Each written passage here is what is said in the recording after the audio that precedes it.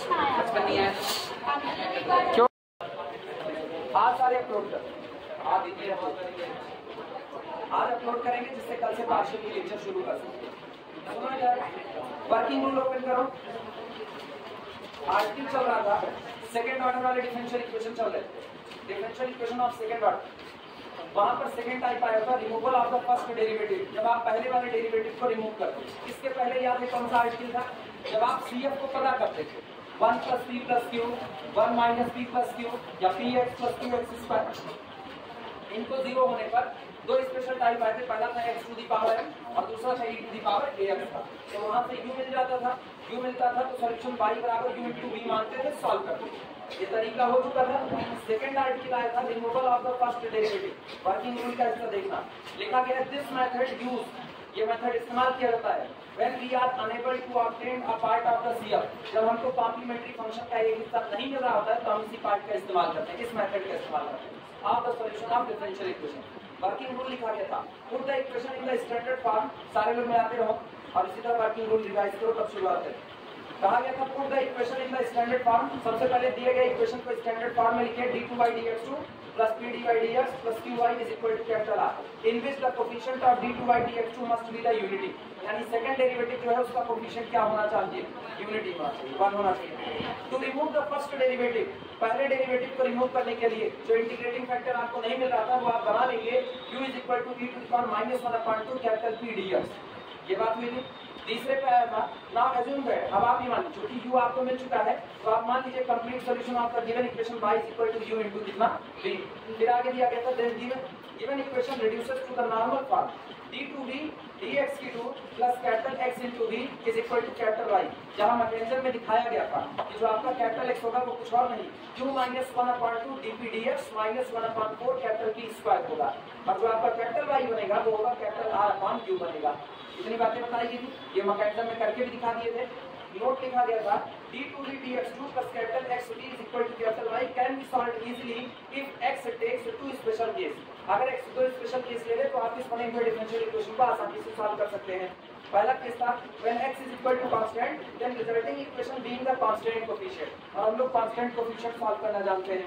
फिर इसके बाद आता है when x = constant upon x² resulting equation reduces to the homogeneous form after getting v। एक बार आपको v मिल गया the complete solution is y = u × v। ये वर्किंग रूल इतना हो गया था, कोई न्यूमेरिकल नहीं हुआ था। अब न्यूमेरिकल की शुरुआत।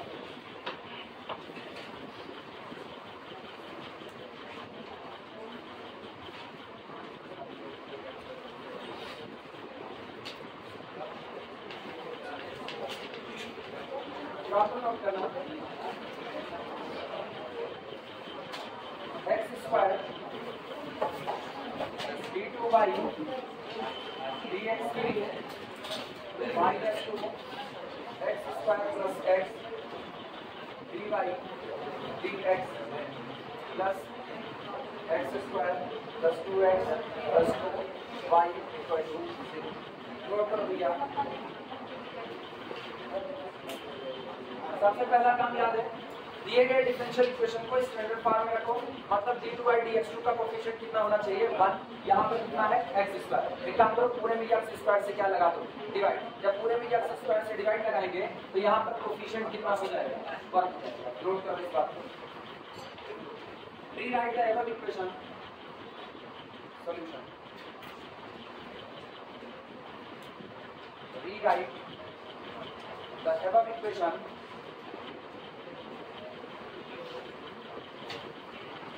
rewrite the above equation in standard form।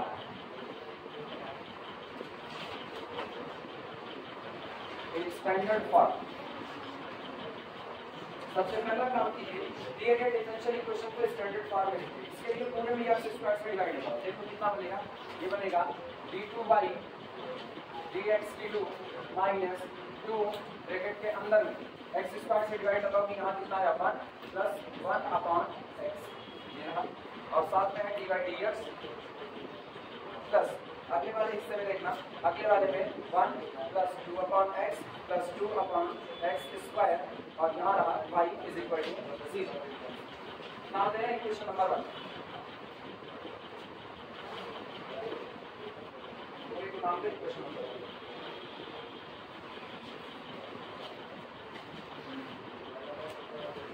अब एक चीज कर दो, ये पूरा माइनस साइन को लेते हुए ये पूरा हिस्सा कौन आया? अरे d2/dx2 plus capital R dy/dx plus capital Q y, तो इसका मतलब ये हिस्सा कौन है? कैपिटल Q, और ये कौन है? Capital R।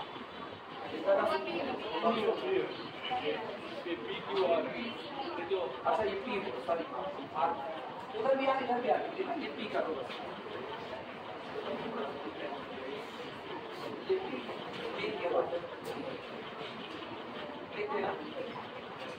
here capital P is equal to minus 2 1 plus 1 upon x, capital Q is equal to 1 plus 2 upon x plus 2 upon x square, और R is equal to आपका हो गया।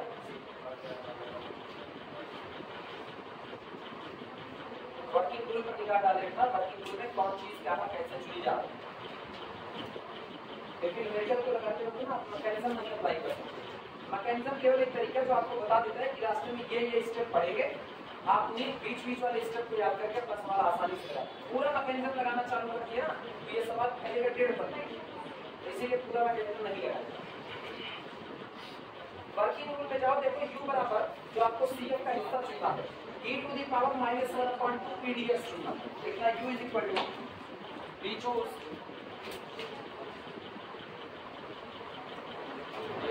u is equal to e⁻⁻⁻ integration 1/2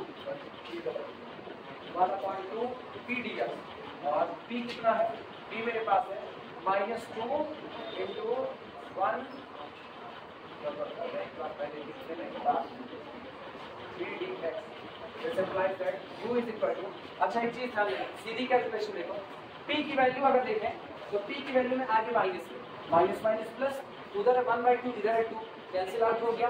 इसका मतलब केवल और केवल लिखते हैं e⁻⁻इंटीग्रेशन 1 plus 1 upon x dx, and this is equal to e⁻x plus log x, and this is equal to, ये बताओ e⁻x into e⁻log x, तो इसका मतलब e⁻x into x, यानी that is equal to x into e⁻x। Note करो,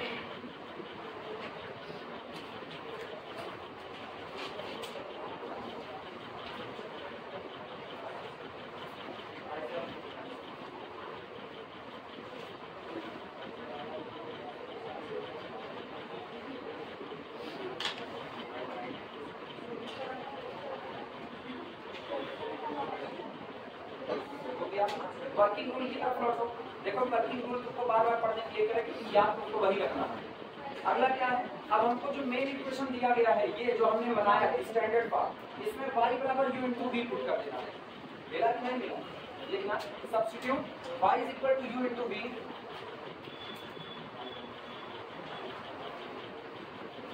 substitute y is equal to u into v in equation 1, it reduces to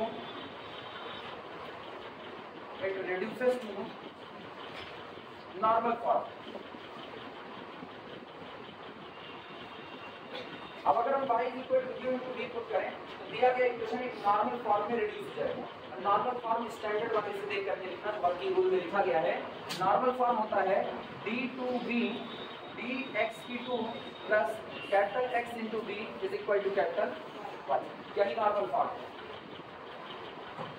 जहां तक अलग अलग बता देना, कैपिटल x कौन होगा, कैपिटल y कौन होगा, चलो ये भी बता दें।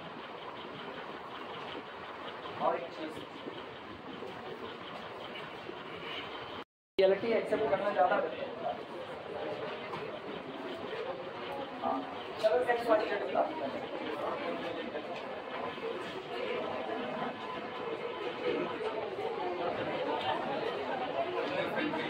लिखना where capital X बराबर where capital X बराबर, सुनो वर्किंग रूल ओपन करो, वर्किंग रूल देखो, कैपिटल X का स्टैंडर्ड फॉर्म क्या दिया है, q-1/2 dpdx -1/4 p स्क्वायर, मिला? लिखना where capital X is equal to q-1/2 dpdx -1/4 P square. Value निकालो x की, देखो x कितना आएगा। x is equal to capital Q सामने रखा गया है, कैपिटल Q है 1 + 2 upon x + 2 upon x square, ठीक, minus 1/2 dp dx, 1/2 dp dx, तो -2 और +2 कैंसिल आउट हुआ, उल्टा हो गया क्या? इधर देखो, -1/2 और p dx ऑफ -2 × 1 +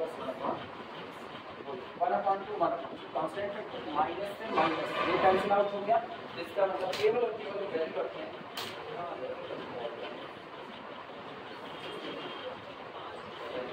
एक तो साइन तो रख दे प्लस का, अब अंदर वाले हिस्से को डिफरेंशिएट करो, 1 का डिफरेंशिएशन 0, 1/x का -1/x², -1/x² हुआ।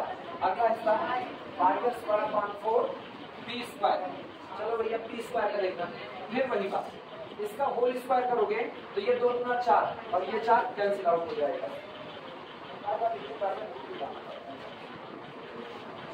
ये कैंसिल आउट होगा, इसका होल स्क्वायर, तो 1 + 1/x का होल स्क्वायर, a² + b² तो कितना +2ab, और माइनस की वजह से -1 -1/x² -2/,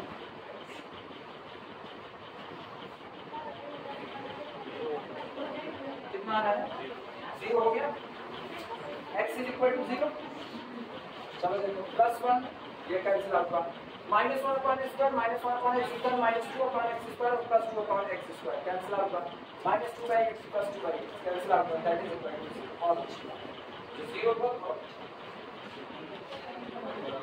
y भी 0 होगा क्योंकि r 0 है, y इज इक्वल टू होता है कैपिटल R/u, u जाए भाड़ में, r 0 0/u that is equal to,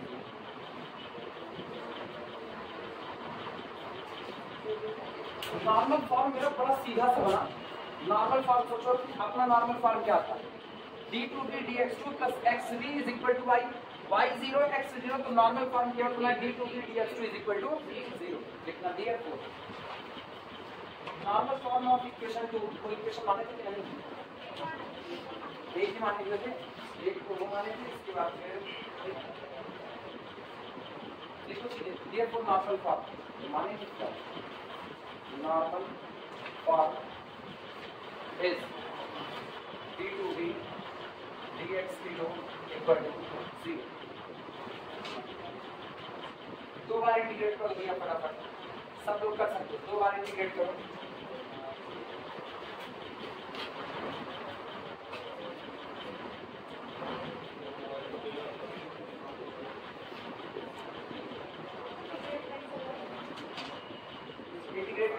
आएगा, पहली बार करोगे तो dp dx is equal to constant c1 आएगा, आया ना, पहली बार किए तो पहली बार किए फर्स्ट टाइम ले लेगा, दो बार का है, एक बार का हुआ dv dx is equal to constant c2, अरे तुम c1 जोड़ देना, अपने कुछ और सोच के जोड़ना है, फिर करेंगे सेकंड टाइम्स करोगे तो v is equal to c1x, अच्छा c1 ही रखो ज्यादा अच्छा है, मुझको लगा बाद में c1x और प्लस एक और कांस्टेंट,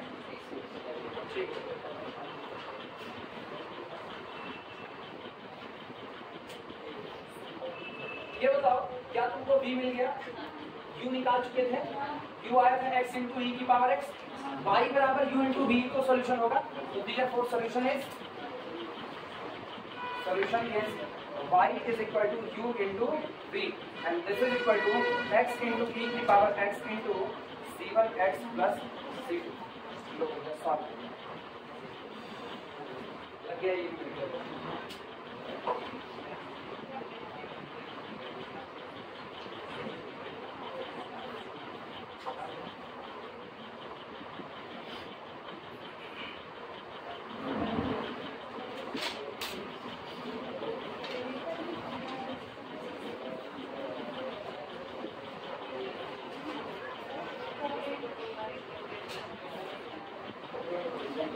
सब लोग इसको आगे चलेंगे,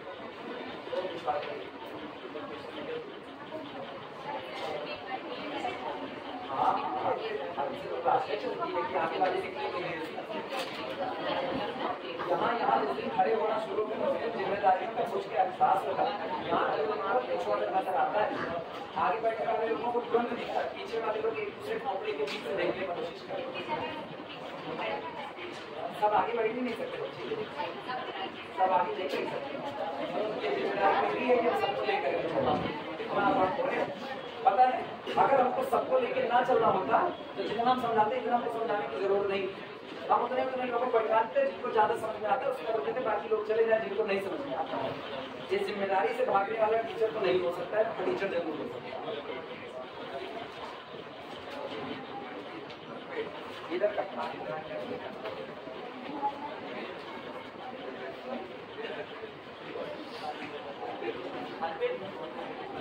सबसे पीछे सबका हो गया, चलिए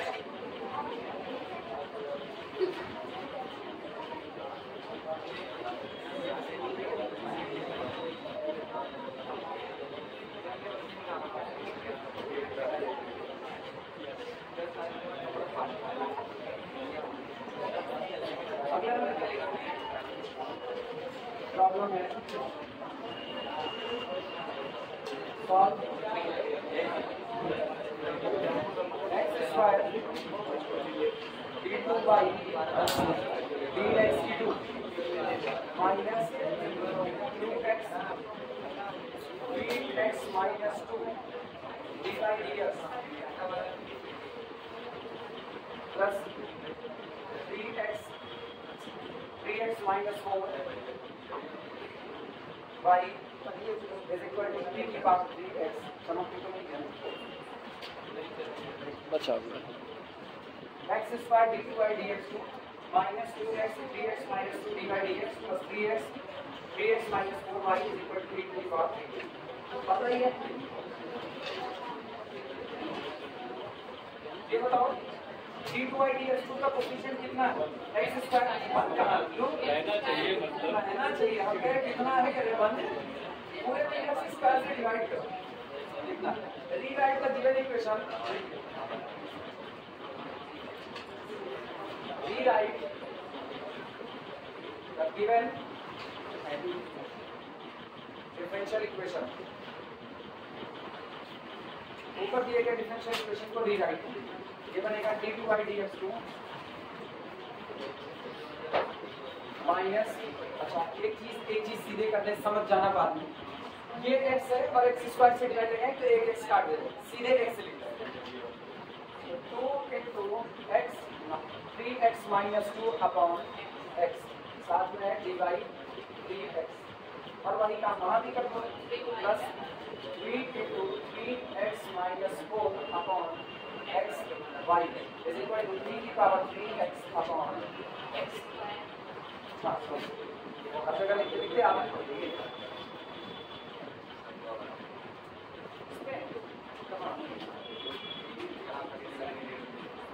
नंबर है किसी का पता नहीं किसका होगा स्टूडेंट होगा तो आया क्यों नहीं और फ्रेंड होगा तो कॉल किया क्यों अभी पता इसको पता होना मेरे कॉल नहीं मेरे घर वाले जानते लड़का राक्षस फोन नहीं उठाएगा मेरे घर वाले जानते इस बात ठीक है b is equal to मेरा अगर 2 मिनट की दूरी पर है घर वालों को जरूरत होगी अपने राक्षस बेटे को बुलाने की तो चले आए उठा के ले जाने के लिए b बराबर कितना है मेरे पास -2 into 3x minus 2 upon x u कितना है 3 into 3x minus 4 upon x this is equal इसको सुधार लो जरा से 3 3 का 9 9x minus 9 36 जैसे सुधार करके लिखे। अच्छा एक और चीज और भी सुधार करें 9x upon x that is equal to केवल 9 और 9 36 minus 36 upon अच्छा 4 3 12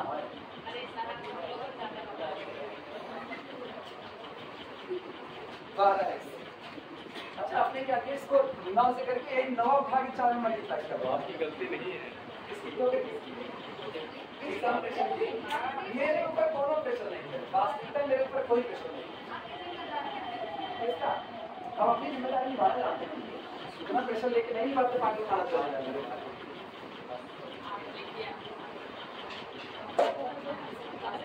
इसीलिए तो बात अच्छा जो उससे नहीं हो पाता ना वो हम कहते नहीं कि उतना भी हार्ड नहीं। जैसे हम कहें तुम इनमें से एक टॉपर निकाल देंगे, अरे पता है तुम पढ़ते नहीं करते उतना किसी का टॉपर निकाल देंगे, तो ये बात हम नहीं कहेंगे। हम भी अपने आप को एक मान लो कि टॉप करेंगे, क्योंकि आपको पता है हम भी उतना ढंग से नहीं पढ़ते हैं। चलो नाइन माइनस p कितना मिला यहाँ से?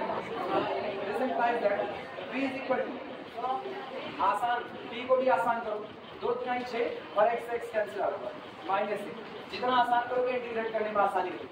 2 दूनी 4 minus minus plus 4 upon x, ये और एक छूट गया होगा कौन सा r, and r is equal to e की पावर 3x अपॉन, क्लोज करो भैया। सब लोग जानते हो अगला काम क्या होगा, u is equal to e to the power minus 1 upon 2 integration p dx apply करो, clear. u is equal to e to the power minus 1 upon 2 integration p dx. This is equal to e to the power minus 1 upon 2 integration p minus 6 plus 4 upon x dx. Integrate करो, तुम लोगों को कर सकते हो, बहुत आसान है, किसी का जो आ रहा है वही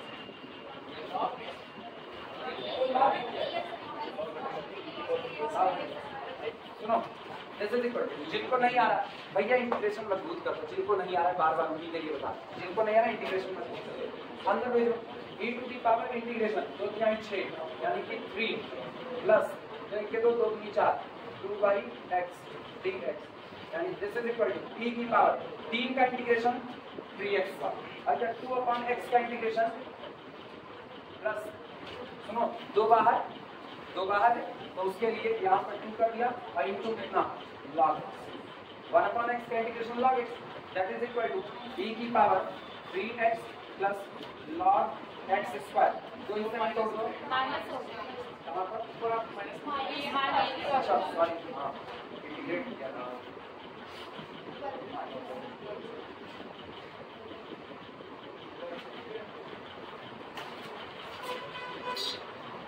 अभी सब सही है, ऊपर कहाँ, अच्छा 3 के आगे वाला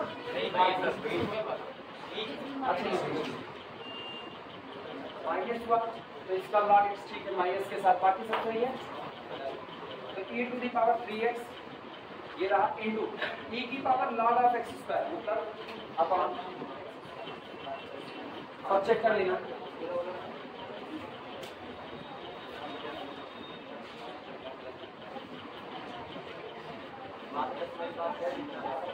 लिखा जा सकता है नहीं,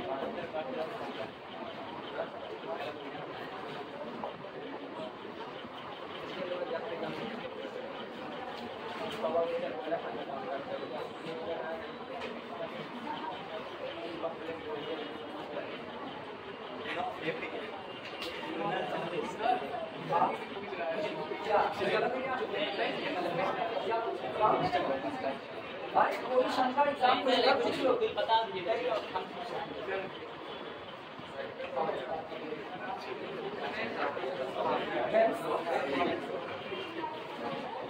चलो इधर आओ सारे लोग इधर जाओ, क्या u मिल चुका है, सॉल्यूशन क्या होगा, e की पावर कहाँ रहेगा,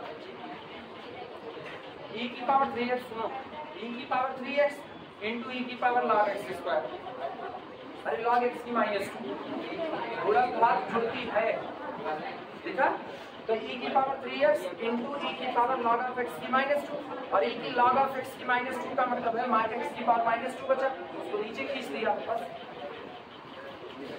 अच्छा आप सब सारे लोग यार तुम लोग यार कंसंट्रेट नहीं कर पा रहे हो, सबसे बड़ी दिक्कत तुम लोग साथ ये सॉल्यूशन क्या माने y बराबर u इंटू v, तो u मिल चुका है, v के ही केस में सारा मामला लिखना। Now let solution of given equation is solution of given equation is y is equal to u into v, और इसको जब इक्वेशन में रखेंगे कौन सा इक्वेशन जो हमने स्टैंडर्ड फॉर्म में लगाया हुआ है, ये तो उसको कोई नाम दिए नहीं, उससे इक्वेशन बनना स्टैंडर्ड फॉर्म, जो स्टैंडर्ड फॉर्म माने हैं उससे इक्वेशन 1 मालूम था। और अब सुना, जब इसको उठा करके इक्वेशन नंबर 1 में रखा जाएगा तो इक्वेशन नंबर 1 एक स्टैंडर्ड फॉर्म में रिड्यूस हो जाएगा। हाँ या ना? लिखना putting it in one, putting it in one, it reduces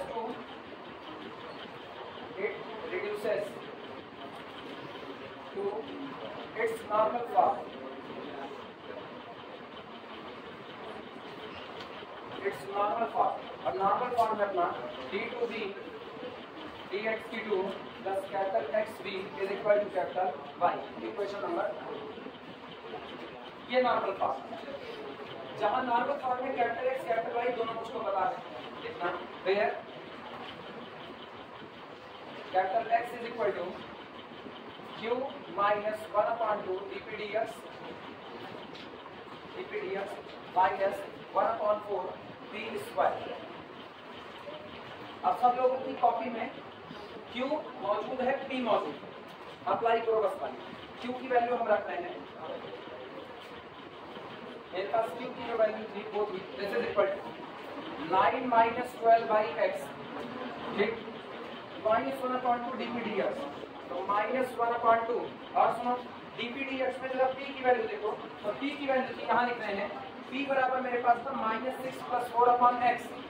differentiate करो तो ये कितना हो गया 0, और इसका करोगे तो कितना -4/2x², 2 1 के 2 2 दूनी 4, कितना होगा -2/x², यानी dpdx होगा -2/। सारे लोग सहमत हो? अगले वाले हिस्से में हम -1/4 p², p मेरे पास ये लिखा था, तो -6 + 4/x का होल।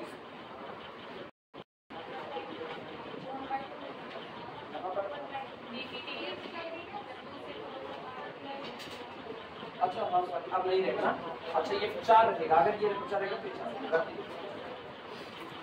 अभी सही है?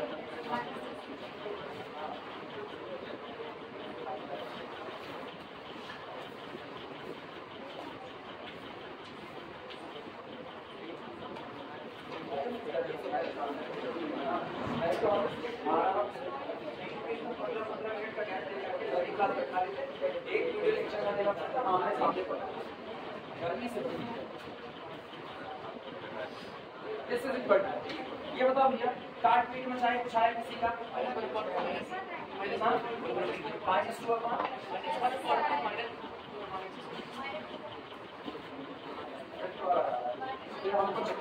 फिर तो अलग आ गया, अगर ये बोले तो अलग है 9 - 12/x, उसके बाद 2 1 के 2 2 3 4 माइनस प्लस तो x², इसका होल स्क्वायर करेंगे 36 प्लस 4 चौक 16 बटे x², 2ab 2 12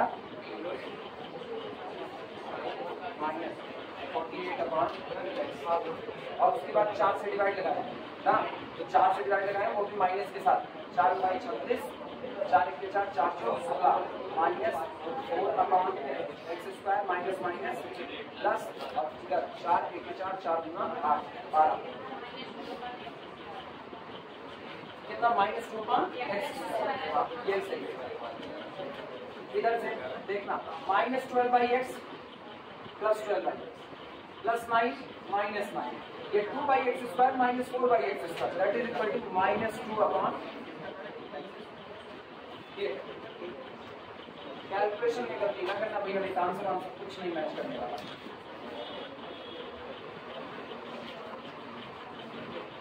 इसमें अगर कैलकुलेशन की गलती हुई ना, ये आंसर नहीं निकल पा रहा। -2/x², अब y निकाल लेते हैं, क्या जनाब? घोषणा सही है, सही सलामत अब आया। हाँ, बहुत बेकार स्कीम बना रहा है जिसने बनाया। देखो y = r1 कितना आया,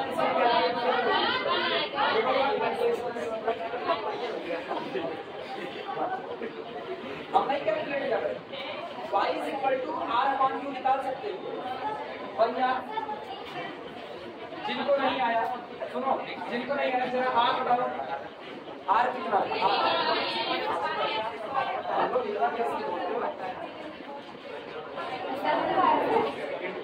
यू मेरे पास कितना था, इसी का जस्ट अपोजिट, तो यू मेरे पास था x square upon D sorry 1 upon D x.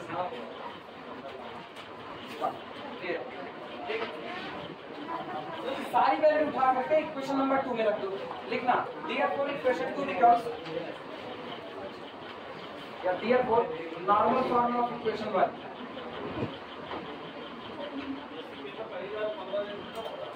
नहीं, ये भी एक चीज गड़बड़ी है। पहली बार ऐसा है जब पीसीएम का उल्टा कर दिए हैं ये लोग। पहले फिजिक्स होता था, केमिस्ट्री होता था, तब मैथ आता था, लास्ट का पेपर हमेशा मैथ का है।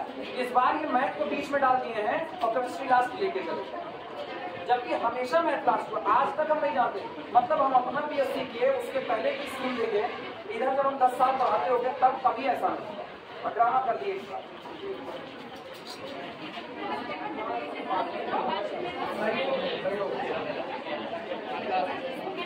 चलो इधर आओ, कैपिटल एक्स कितना आया है,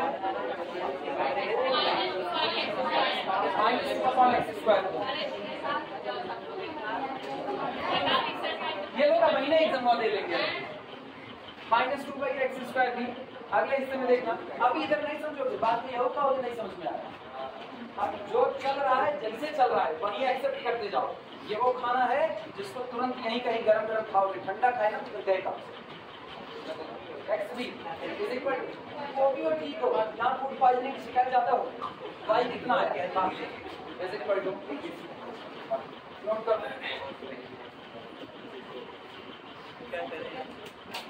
और सुनो, इसमें खतरा है, ये खतरा है, रीजन सुनो। अब ये जो कुछ लिखा है, this is not the differential equation with constant coefficient, ये नहीं। चेंज करो होमोजीनियस में, कैसे? पूरे में एक्स स्क्वायर का मल्टीप्लाई कर दो, तो ये बनेगा this implies that x square d2v dx d2 -2v is equal to कितना, x square. Now it is homogeneous. अब ये कैसा हो जाएगा,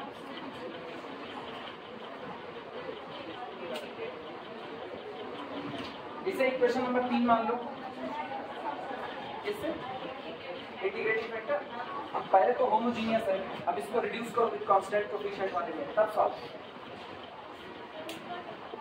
ऊपर वाला लीनियर में सॉल्व होता है जी, ऊपर वाला लीनियर था, d2v dx से सेकंड ऑर्डर का नहीं समझे?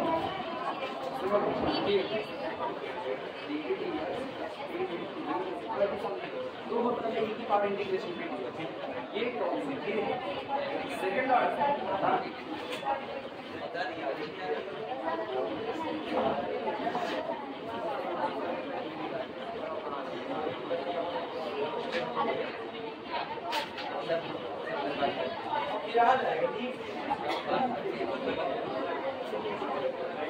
सुनो, अब इधर बात सुनो, क्या आ जाओ मुझे अभी पढ़ाया है, नहीं समझे, जैसे लग रहा है आज एग्जाम हो जाएगा। आज कुछ नहीं होगा, 25 तारीख से शुरू होगा, उसके बाद 15 दिन बहुत होता है, 15 दिन में मुद्दा चिंता करा के दोबारा खूब दिया जाएगा। इधर सुनो, इनका हाल देखना, 15 दिन मतलब आधा महीना, समझे? All is well. मामलों को देखे, अच्छा जब मूवी देखने जाओगे तो कहोगे ज्ञान बट रहा है, उसने कहा पढ़ाई पर ध्यान नहीं देना, व्हाट इज मशीन, चुकुर चुकुर चुकुर चुकुर, वहाँ ये करो। अब अपना पढ़ना होगा तो ज्ञान नहीं बट रहा। अब इत्मीनान से समझा, इत्मीनान से कोई चीज एक बार समझो ना, दिमाग में बैठी रहती है। तुम लोगों की सबसे बड़ी प्रॉब्लम है, सबसे बड़ी प्रॉब्लम, तुम मानो या ना मानो, तुम्हारी नहीं, 98% स्टूडेंट की प्रॉब्लम है। जब उसको चीजें पढ़ाई जा रही होती है वो अपने बगल वाले से बतियाने में बिजी होता है, 98% की प्रॉब्लम है। और जिस वक्त तुम अपने बगल वाले से बतिया होते हो उस वक्त यहाँ चल रहा होता है। ये याद कर लेना, अपने लोग ना खाली गणित में पढ़ते हैं 3 dimension, 4 dimension, 5 dimension, real life में 3 डायमेंशन जीते हैं। चौथा डायमेंशन जिसको तुम टाइम मानते हो वो नेगेटिविटी में नहीं होता, जबकि इधर जब मानते हो ना तो आगे की तरफ बढ़ोगे तो एक्स पॉजिटिव और पिछले तरफ आओगे तो एक्स नेगेटिव। टाइम बस आगे बढ़ता है, पॉजिटिव खर्चा हो गया, नेगेटिव करके नहीं वापस लौट सकते। इसीलिए जितनी देर तक चला करे उतनी देर। वीडियो लेक्चर देते हो उसमें भी यही हाल होता है, बगल में चाय रख लोगे, जब तक चाय और चिप्स खत्म हो जाए वीडियो लेक्चर पर ध्यान नहीं जाता। वहाँ भी यही दिक्कत है। मानो अपनी गलतियां मानो, ओके, अभी भी सुन जाओ। आप सुनो, ये कौन है? Homogeneous linear differential equation. और होमोजीनियस लीनियर, आप सुनो, अभी देखो, अब गलती बताते, कोई बोलेगा नहीं, जिससे पूछेंगे वो बोलेगा। होमोजीनियस लीनियर डिफरेंशियल इक्वेशन ये हम लोगों ने पढ़ा, ये हम लोग पढ़ेंगे, ठीक। आप मेहरून शायद, हाँ, ये बताओ होमोजीनियस में अब हम क्या सब्स्टिट्यूशन करें बदलने के लिए? v is equal to y into x। Shivani, क्या सब्स्टिट्यूशन करें? v is equal to y into x। दो जवाब मुझको मिले, बड़ी संतुष्टि वाले जवाब, बड़ी संतुष्टि, इतनी संतुष्टि हमको कभी नहीं मिली। शिवांशु यादव मतलब अंकित, क्या सब्स्टिट्यूशन करें? y is equal to v into, तीसरा जवाब वही, बड़ा संतुष्टि वाला। बैठ जाओ, बैठ जाओ, बैठ जाओ ना। रेगुलर क्लास में जब हम एकदम इत्मीनान से चले तब ये सिचुएशन बन गया। सोचो 3 लोग खड़ा है, 3 लोग गलत जवाब दे रहे हैं। 3 लोग, वो लोग हाथ ऊपर करें जिनको सही जवाब पता, हाथ ऊपर करो। अब इन लोगों को भरोसा नहीं, हमको सही पता है कि गलत पता है, हाथ ऊपर करो। आकांक्षा बोलो सब्स्टिट्यूशन क्या हो? कितने लोग कहते हैं x is equal to e to the power z चलना चाहिए? बस ये बैठ जाओ। होमोजीनियस में यार पहले बोले लीनियर है, होमोजीनियस है तो e की पावर z का सब्स्टिट्यूशन होगा, बाद में z वाला हिस्सा निपटाएंगे। यही फर्क होता है किसी और में, अब जो ढंग से पढ़ रहे होते हैं उनमें यही फर्क होता है। हर एक बात बड़े इत्मीनान से बताई गई है और कहा गया है कि पूरा चैप्टर एक दूसरे से इंटरकनेक्टेड है। अगला चल रहे होंगे, किस चैप्टर की जरूरत पड़ेगी? सोचो 6वां चैप्टर चल रहे हो और पहले से लेकर के जितने तक आए हैं अब तक सब में से किसी की भी जरूरत पड़ जाए, उसके बाद ये नहीं है। अब ये बताओ, हम 6 चैप्टर पढ़ा दिए हैं, इन 6 चैप्टर से सवाल है, हम कैसे भरोसा कर ले तुम 6 चैप्टर के आए सवाल लगा पाओगे? कैसे कर ले भरोसा? हम वही जो उंगली पर कहे ना 5 लोग ना, बस हमको वही 5 मिल रहे हैं। और सोच लो बड़ी सी क्लास पर केवल 5 मिलते हैं, ये दिक्कत भरी बात है, ये गलत है। और जबकि इत्मीनान से पढ़ रहे हैं, तुम ये सोचो जो हम इत्मीनान से पढ़ाए हो उसमें तुम लोगों की ये सिचुएशन पड़ रही है, तो जो दौरानी में चलेगा उसमें तुम लोगों को क्या हाल है? और गलती फिर मेरी ये कहोगे सर जी कोर्स नहीं खत्म कर पाया था, मैं कुछ छोड़ो जाता जी, फिर यही करो, ये गलत से छोड़ो लिखना। इसको लिखो, which is linear homogeneous, which is linear homogeneous, putting y is equal to, putting x is equal to, putting independent, खोजो independent variable कौन है? तो x is equal to e की power z, putting x is equal to e to the power z, ठीक। equation 3 becomes,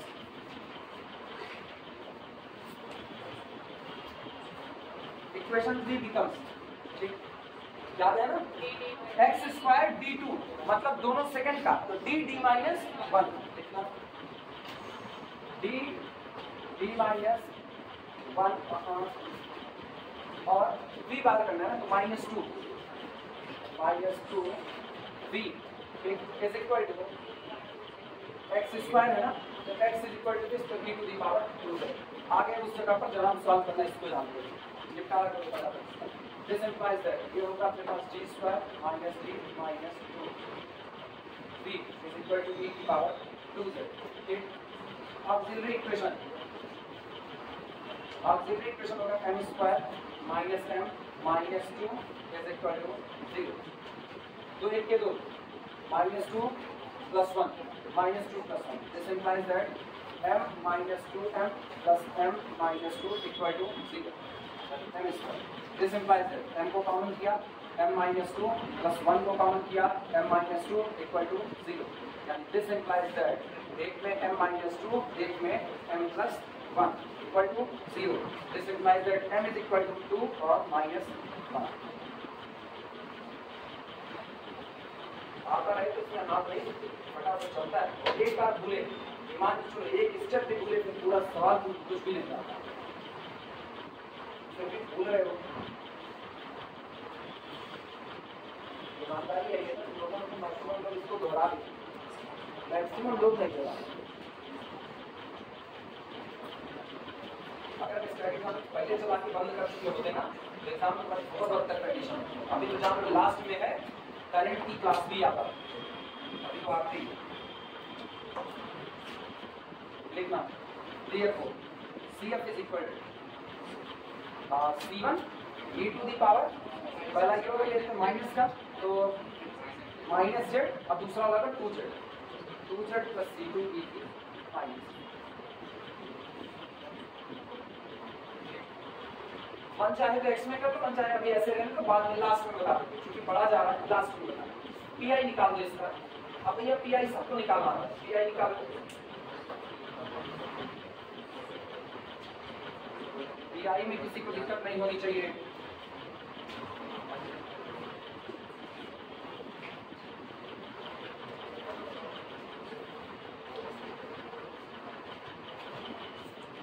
pi is equal to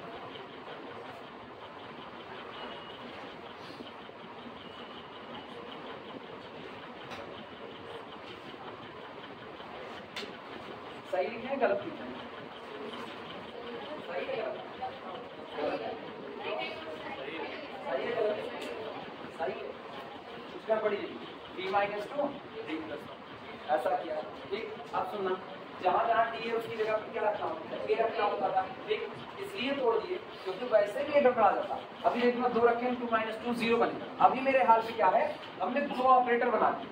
अब मेरे लिए आसान काम होगा 1 upon d minus 2 into 1 upon d plus 1 and this d plus 1 first operator on t की power 2z। हम अपना काम बाई पार्ट पे आसान करेंगे। आप पहले इनको निपटा डालिए और बाद में इनको निपटाया जाएगा, जो होगा देखा जाएगा। किस पे?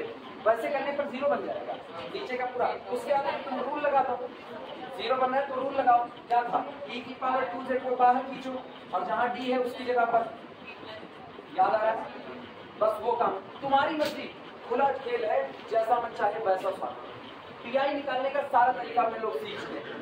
ठीक, तो जैसे मन कहे वैसे सॉल्व करते हैं। मुझको ये लगा 2 फैक्टर टूट गए हैं, एक को पहले निकालो, दूसरे वाले को बाद में निपटा दिया जाएगा। अब दूसरा वाला बड़े आसानी से निपट जाएगा, क्योंकि जब e की पावर 2z बाहर खींचेंगे वहां पर d प्लस 2 छोड़ेंगे तो माइनस 2 है, तो वो 2 कैंसिल आउट होकर d बचा लेगा और वो सीधा इंटीग्रेशन करेगा।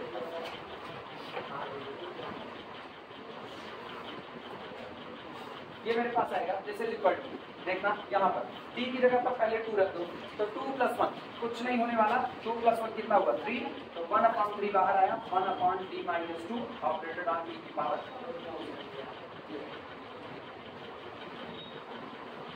ठीक, अगला काम तुम लोग जानते हो क्या कर दी, इसको इंटू 1 लिख सकते हैं।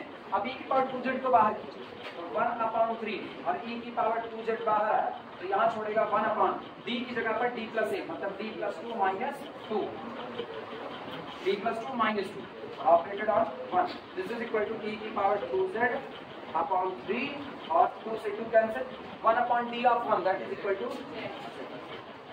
खत्म हो गया।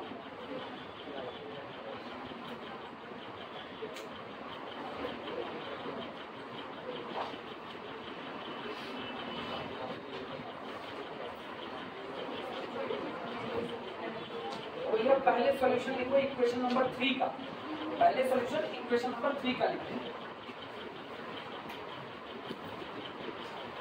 CF प्लस PI, PI निकला हुआ, CF यहाँ रखे हुए, दोनों को जोड़ा जाए।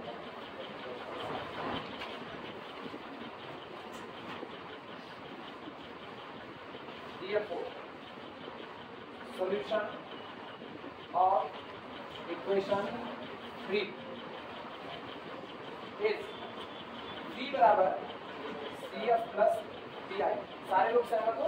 इक्वेशन नंबर 3 जो है वो B में लिखा गया है, तो answer dependent variable B is equal to CF plus PI होगा, यानी this implies that B is equal to CF, ये सामने है, C1 e की पावर 2z प्लस C2 e की पावर माइनस z और प्लस PI। अभी नहीं, हम लास्ट में लिख देंगे, इतना बड़ा जगह उसमें टेक्स्ट तो नहीं घुसेड़ेगा बीच में। प्लस PI कितना आएगा मेरे पास, z/3 e की पावर, और सुनो डिलीट मत करना, z/3 वेरिएबल ये कौन है, C1 e की 2z, नहीं e की 2z उड़ा दे इसको, ना वो z/1/3 का उड़ा दे। अब मर्जी को, अब तुम e की पावर z की जगह पर क्या रखो, x, अब रखो एक बार इतना पूरा लिख दिया आप। तो बताओ भैया क्या होगा, दिस इंप्लाइज दैट v बराबर c1 x square plus c2 x की पावर -1 प्लस z की जगह पर कितना log x अपॉन 3 और इनटू x। अब भैया रीजन बता देना बाद में बोला सिंस अपने लोगों ने क्या बनाया x बराबर a to the power.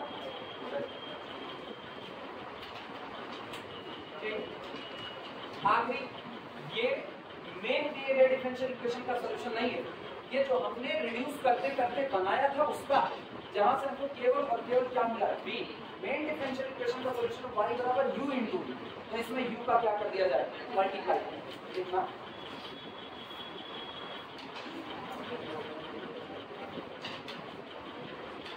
that is the general solution of given differential equation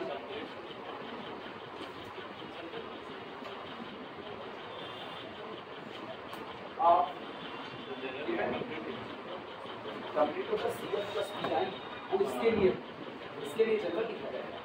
general solution of given differential equation, ठीक, y is equal to u into 3 is equal to u कितना आया तो ये बता दो, u a की power 3x square या plus 3 रख देते हैं c1 x square plus c2 upon x plus log x upon x square log x upon note कर लो सब लोग जो एग्जाम में पूछे गए हैं हम सबको फिनिश करके एक जगह बता रहा हूँ। ये लोग एग्जाम में पूछे गए जितना इधर कर रहा। हाँ ये है करंट वाले पेपर का नहीं, हमारा सेंसर रैंडमली उठा लिया जिसपे सन लगा है आवर की जरूरत है उसका, तो इन्हीं के जैसे बाकी भी जो आप पूछे क्योंकि रिपीट ऐसे होते हैं। लेकिन आप तुम लोग ना कभी कभी तुम लोग सच में खुद से ज्यादा हमको डराते हो। अभी जो सिचुएशन बनी सोचो करंट का है, उसके बाद भी तुम सब लोग 3-4 लोग जिनको तुमको खड़ा के तुम लोग गलत जवाब दो। अच्छा तुम 3-4 लोग नहीं हो, बाकी तो हम लोगों से पूछे नहीं ना, बाकी वो भी ऐसे ही कंडीशन है। ये गलत बात है, इस तरीके का काम न करो। जो करंट में चल रहा है उसको बड़े ध्यान से पढ़ो, एक बार ध्यान से पढ़ो। अच्छा पता नहीं तुम लोगों का ध्यान नहीं लगता, ये मतलब अजीब सी सिचुएशन है। अदरवाइज ना हम भी भाग को तो पढ़ा नहीं रहे हैं, एग्जाम की लिस्ट आ गई फिर हम पढ़ा अपने उसी रिदम में रहे जैसे हम इत्मीनान से पढ़ाते हैं। अगर हम रिदम में ना पढ़ा रहे होते, वो इंटीग्रेशन हम ना कर रहे होते, हम उसको कहते हैं निकाल लो इतना आएगा, निकाल लो इतना आएगा, क्योंकि उससे मेरा कुछ भी हो अगर हम इंटीग्रेशन को सॉल्व करना छोड़ दें टुकड़े टुकड़े में करते हुए मेरे पास कुछ नहीं, मरी हालत में 20 मिनट एक्स्ट्रा होता है, मरी हालत में 20 मिनट मेरे एक्स्ट्रा बचे, फिर भी मैं आराम से तुमसे देखो बतिया भी रहे हैं। तो हमको हड़बड़ी नहीं आ रही है, तुमको हड़बड़ी क्यों आ रही है, उसको सीखो। अब तुम कहोगे सर जी आपको तो एग्जाम देना नहीं है, तो भैया हमको एग्जाम देना नहीं है, ये एक अलग सिचुएशन है। तुमको सिलेबस कोर्स करके कंप्लीट करके तुम्हारे हाथ पर देना है, उसकी हड़बड़ाहट मुझको होनी चाहिए, लेकिन मुझको पता है हड़बड़ी से कोई काम तो होगा नहीं, इसीलिए धैर्य रखो। ये मेरे ऊपर छोड़ दो, इसकी तो तुम टेंशन ना लो, तुमको पहले दिन से कह रहे हैं, ये मेरे ऊपर छोड़ो, तुम एक टेंशन पालो बस, जो यहाँ पढ़ा रहे वो तो ढंग से सीखो। कोई नहीं सीखोगे तो यार क्या मतलब है, फिर तुम 100% भी दे रहे तब भी कोई मतलब नहीं। और तुम लोग हमको डरवाते हो ये सारी सिचुएशन बनाकर।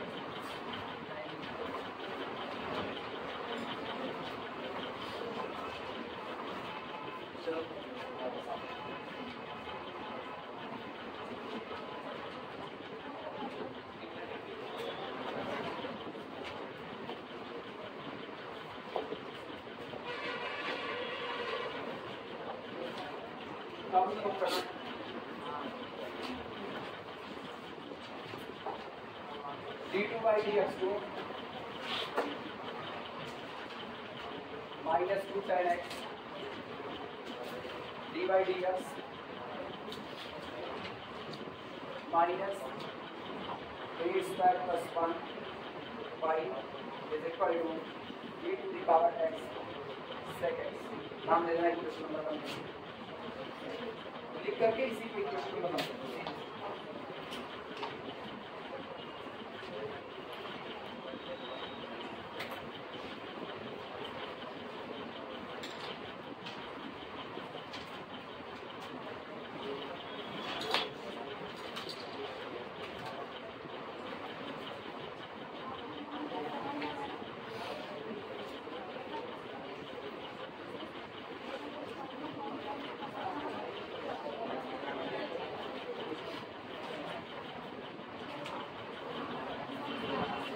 बेचारे थर्ड ईयर वाले उनको नंबर बनाना है, उनके नंबर, अच्छा उनका सेकेंड ईयर वाला नंबर और जैसे बड़े में कोरोना के मारे अब उनको कैपिंग नहीं दिए हैं, ठीक है थोड़ा पेपर ठीक उधर एनालिसिस वाले पेपर में उसमें कैपिंग नहीं, वो एक थोड़ा नहीं समझ सकते एक चलो नहीं बात सर। ये बताओ सारे लोग इधर आओ, ये बताओ क्या ये जो लिखा गया ये ऑलरेडी स्टैंडर्ड है ऑलरेडी, तो अपने खाली पी की बात पहचान करके काम शुरुआत करते हैं। लिखना here capital P is equal to -2 tan x, capital Q capital Q is equal to -8² + 1, इसके बाद r is equal to e to the power x और तुरंत u कैलकुलेट कर दो, कितना आएगा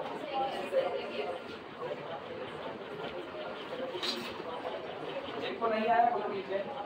late u is equal to e to the power -1/2 integration dy is equal to e to the power -1/2 integration -2 tan x 2 से 2 कटा minus का minus plus हो गया, that is equal to e की power integration tan x dx। पता है सबको tan का होता है log सेकंड्स, tan का integration log seconds, so this is equal to e to the power log seconds और this is equal to only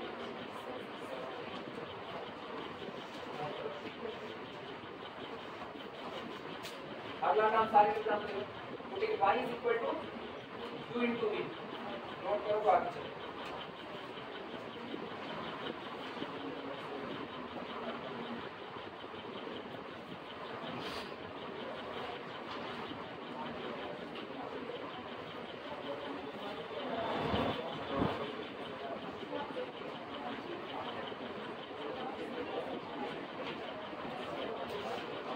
सारे लोग लिख चुके,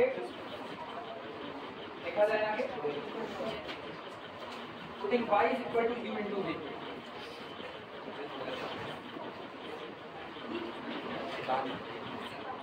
y is equal to u into v in equation 1, in equation 1 it reduces to normal form, it reduces to normal form d to v dx d2 plus xv is equal to capital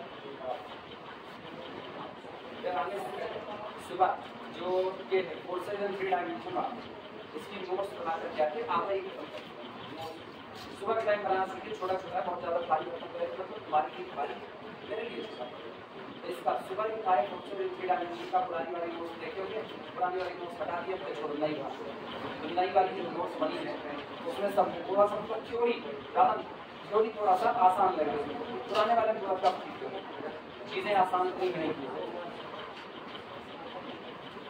Where capital X is equal to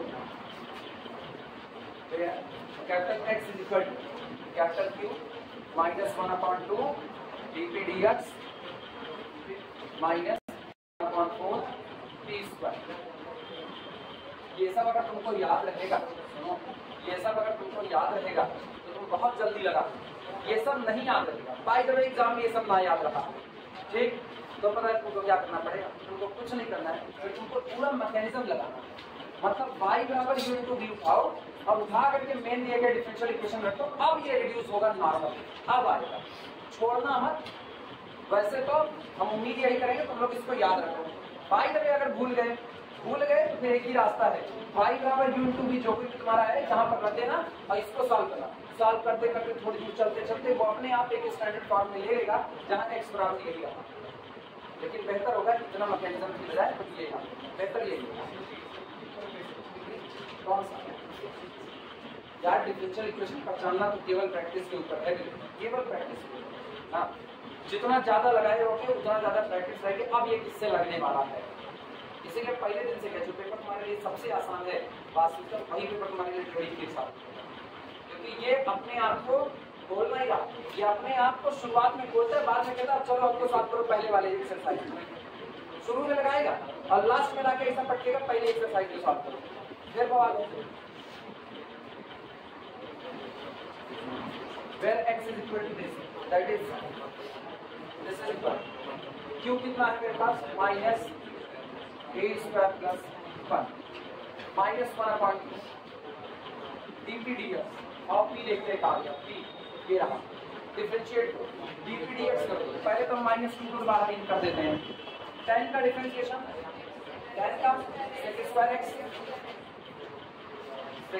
x minus 1 upon 4 p square का मतलब ये 4 into tan square x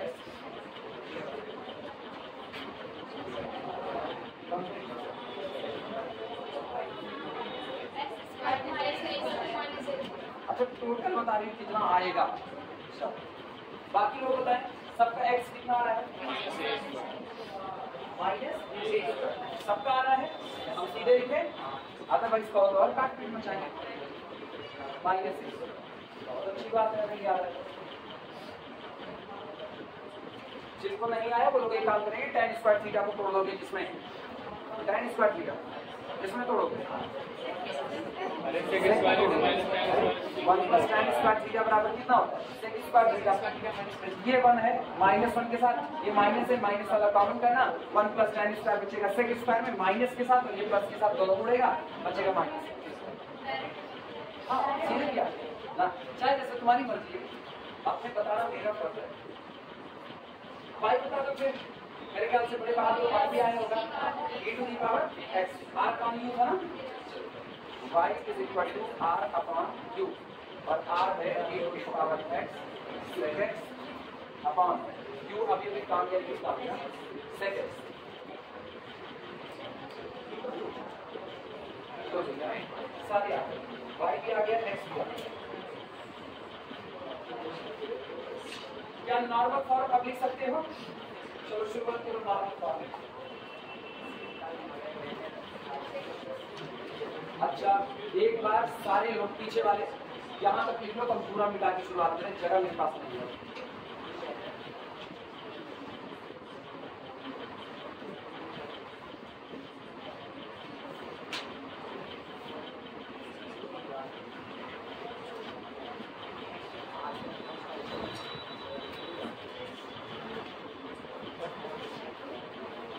exam है 20 के बाद 21 तारीख नहीं देंगे, 20 के बाद 21 नहीं, 20 तारीख तक सब हाथ पर देंगे।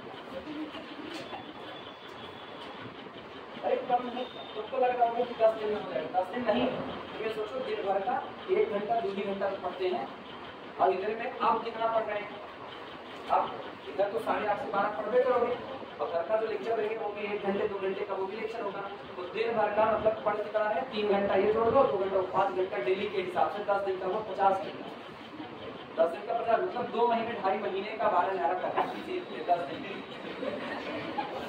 इसको खेल कहते हैं डेटा का खेल, इसीलिए कहते हैं डेटा शुद्ध कहने के लिए 10 दिन पढ़ेंगे, वास्तविकता ये पढ़ इतना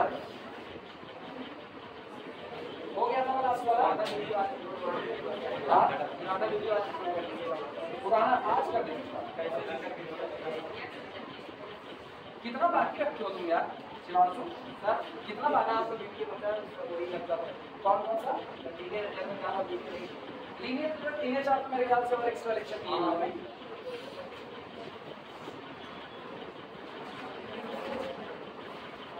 लिखना hence normal form, देखो hence normal form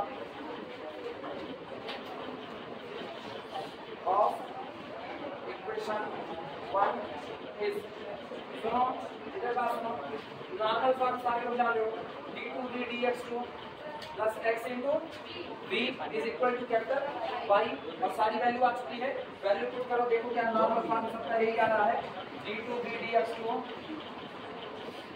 minus a square v is equal to e to the power x, यही आ रहा है। और अथवा इसी को आप लोग लिख सकते हैं, आपको अपना v को बाहर करना है, d square minus a square, बाहर निकाला किसको, v को is equal to a to the power x। पहचान मिला? और लिख देना this is linear differential equation with constant coefficient which is linear differential. हाँ भैया ये बताओ तुम इतने के बाद सीधे सॉल्व करो, मान लो ये एक लाइन तुमने, ठीक है समझ आ जाएगा एग्जाम में। नंबर चाहिए, दूसरे से बेहतर भी चाहिए, तो आपको कुछ तो करना पड़ेगा। एग्जामिनर जब कॉपी चेक कराओ ना उसके माथे पर बलना पड़ेगा। मेन बात ये एग्जामिनर नंबर कब देगा, जब उसको लगेगा हाँ यार बहुत अच्छा लिखा हुआ है, बहुत अच्छा लिखा हुआ है। अभी हाई स्कूल की कॉपी चेक हो रही है, एक कॉपी निकल करके आई ना, उसमें एक लड़का निकल, मैं लिखेगा नहीं साला, बताओ एग्जाम में क्या नंबर देगा? मतलब दुनिया झुकाने परेशान थी, वो अलग साइड में जीरा, मैं लिखेगा नहीं साला। एग्जामिनर को चाहिए मैं नंबर देगा नहीं साला, वो भी लिखे। मेन ये होता है ना, आपको बेहतर करना पड़ेगा। हम उसका पढ़ के गए, हमको भाई गजब डेयरिंग पर्सनालिटी है, हाई स्कूल की कॉपी में लिख रहा है, मैं लिखेगा नहीं। मूवी का इफेक्ट ऐसा दौर हुआ करता था, लड़के ना रियाते थे, हमारी मम्मी को ब्लड कैंसर हो गया है, पापा का गोड़ हाथ टूट गया है, हमारा खुद का दुई दांत खुसड़ा हो गया है, हमको पास कर दे, हमारी शादी टूट जाएगी, हमको पास कर दे। पहले रियाते थे। आज का स्वैग है अल्लू अर्जुन का, मैं झुकेगा नहीं तो मैं लिखेगा नहीं था।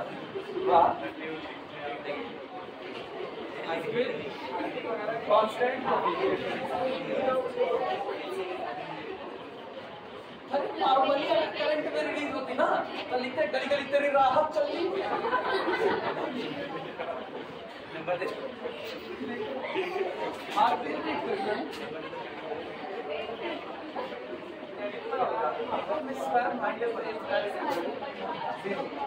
m बराबर प्लस माइनस है,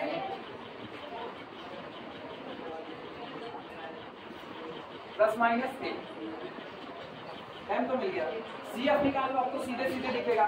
this implies that CF is equal to C1 e to the power, हाँ सुनो क्या लिखे, dx ना, dx इंडिपेंडेंट वेरिएबल है sir, 8x plus C2 e to the power minus,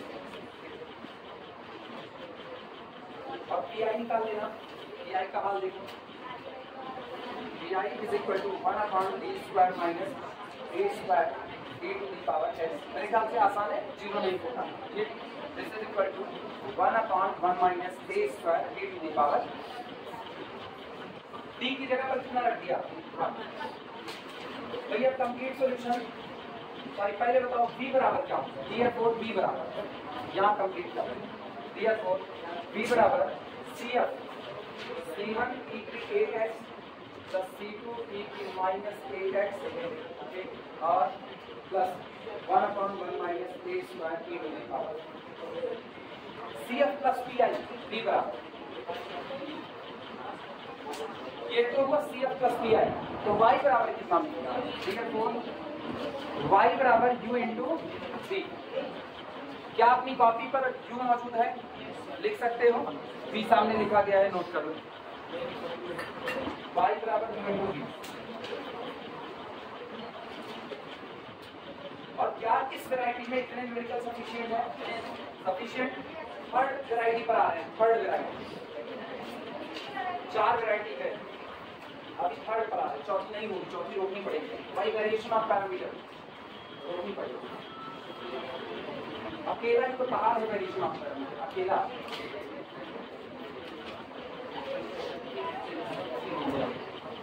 हाँ बेहतर ये है, देखो वेरिएशन ऑफ पैरामीटर में पढ़ा है, ठीक है, वेरिएशन ऑफ पैरामीटर में, अच्छा वेरिएशन ऑफ पैरामीटर को वीडियो लेक्चर में शामिल नहीं करेंगे, ये भी बता, क्योंकि वो टोटल का हिस्सा है।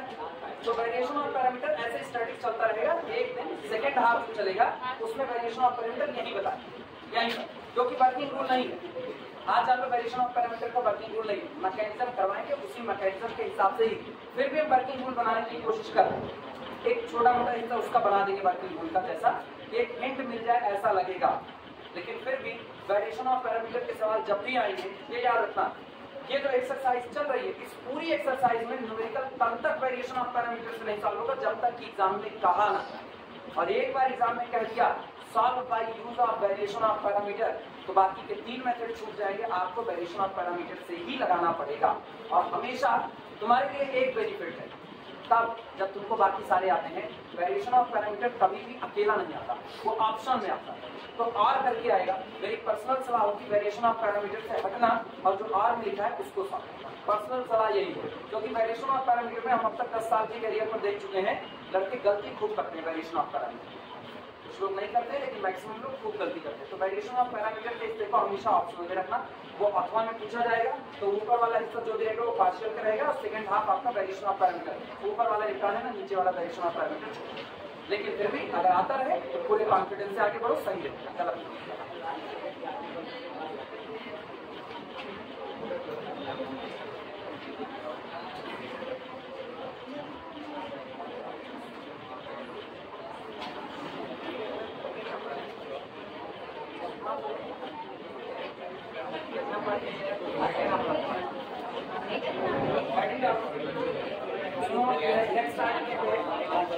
हेडिंग डालो transformation,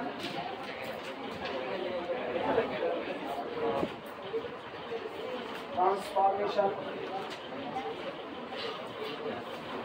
of equation, transformation of equation by changing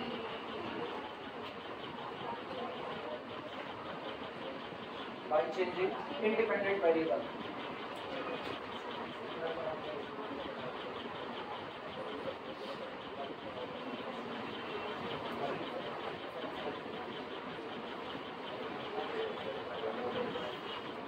equations को सॉल्व करना कैसे, दिए गए डिफरेंशियल इक्वेशन को बदलते हैं और दिए गए डिफरेंशियल इक्वेशन को आप बदलोगे इसे चेंज करके इंडिपेंडेंट वेरिएबल। जैसे x आपका इंडिपेंडेंट वेरिएबल है तो आप x को ही चेंज करो और उसके बाद आप दिए गए डिफरेंशियल इक्वेशन को सॉल्व करोगे। तो जो पहले टॉपिक में क्या था, पहला याद करो, पहला आपको इंटीग्रेटिंग फैक्टर पता करना होता था, वो निकल आता था आसानी से। तो इंटीग्रेटिंग फैक्टर का सॉरी CF का एक हिस्सा आप पता करते थे, ठीक है, तो उसको एक इंटीग्रल बोलते हैं, वो आप पता करते थे, पहले में वो था। वो नहीं हुआ, मान लो नहीं पता चल पाया तो हम लोग सेकंड हाफ पे आ जाएंगे। तो दूसरा मेथड अभी हम लोगों ने किया है जिसमें आप y बराबर ux लेके चलोगे, जहाँ u आप निकालोगे e⁻⁴ इससे निकालोगे, इससे भी नहीं लगता है तब आप इसमें आओगे। इंडिपेंडेंट वेरिएबल को ही रिमूव कर दो, इंडिपेंडेंट वेरिएबल देगा नई बात होगी। और जो चौथा मेथड होता है variation of parameter, variation of parameter तभी अप्लाई होना है जब आपको कहा जाएगा, मतलब वेरिएशन ऑफ पैरामीटर में मौजूद हर सवाल इन 3 में से किसी भी एक मेथड पर सॉल्व होगा। अब उनके लिए हाल सुनो, एग्जाम के लिए भी मेंटली प्रिपेयर करो, उनके लिए जिनको ना तो अथवा का आया ना तो वेरिएशन ऑफ पैरामीटर, दुनिया सबके लिए खुली पड़ी है, ना तो ऊपर का हिस्सा आ रहा है ना तो वेरिएशन ऑफ पैरामीटर आ रहा है, पर तुमको ये लग रहा है मेरा एक लॉन्ग छूट रहा है, तो तुम्हें क्या करना, जिसको उसने वेरिएशन ऑफ पैरामीटर से सॉल्व करने को कहा है उसको जो तुमको इसमें से मेथड आ रहे हैं उनसे सॉल्व। भाई देखो तुम जुआ ही खेल रहे हो, जब तुम इतना नहीं पढ़े हो कि तुम उसको नहीं कर पा रहे हो, वेरिएशन ऑफ पैरामीटर अथवा भी नहीं कर पा रहे हो, तो मतलब उसमें 7.5 नंबर का लॉन्ग में कितने का, 7.5 10 नंबर का जो भी, ठीक है, 7.5 कितना मिलेगा, 0 मिलेगा। अगर छोड़ोगे तो क्या मिलेगा, 0, तो तुमको वैसे नहीं है, तो जुआ खेलो। हमने पढ़ा हुआ था सर जी, भूल गए हो, ये मत लिखो, मैं लिखेगा, ये मत लिखो, तुम लिखो, मैं लिखेगा, जो याद है वही लिखेगा। दया धर्म आपका है, नंबर देना होगा तो दे देगा। तो ये नंबर चढ़ा दिया तुम्हारे पे तो भैया तुम बहुत बदतर कंडीशन में थे, बेहतर क्या दिया उसने 2-3 नंबर। हालांकि कोई भी इतना राक्षस नहीं पैदा किया, कोई भी 10 नंबर का सवाल होगा तुमको 5 नंबर दे देगा, 5 तुमको दे देगा, कोई नहीं। मान के चलो एग्जामिनर भी आदमी है, उसके भी लड़के बच्चे हैं, वो भी जिनको पढ़ा रहा है उनको जान रहा है कि हम भी पढ़ाते, स्टूडेंट के दिमाग में बड़े प्रेशर होते हैं, तो 10 नंबर का है वो 5 नंबर दे देगा। बहुत अच्छा एग्जामिनर होगा, 7 तक 3 काटेगा, निश्चित तौर पे काटेगा, क्योंकि आपने वो नहीं किया जो उसने कहा होगा।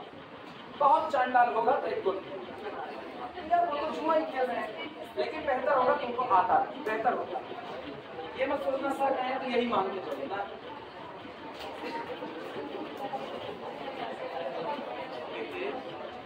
लिखो समटाइम्स, लिखो ये लिखो समटाइम्स आते अर्ली डकिंग, समटाइम्स वो सब टाइम नहीं, वो वक्त सपाने टाइम होता था उनको, अंग्रेजी नहीं आती but sometimes the equation may becomes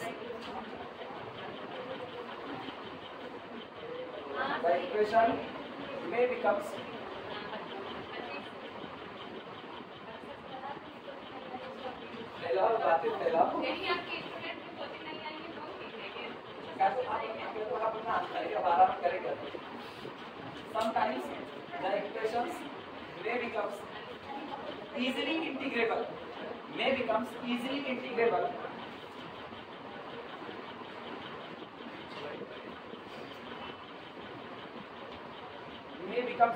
integrable by changing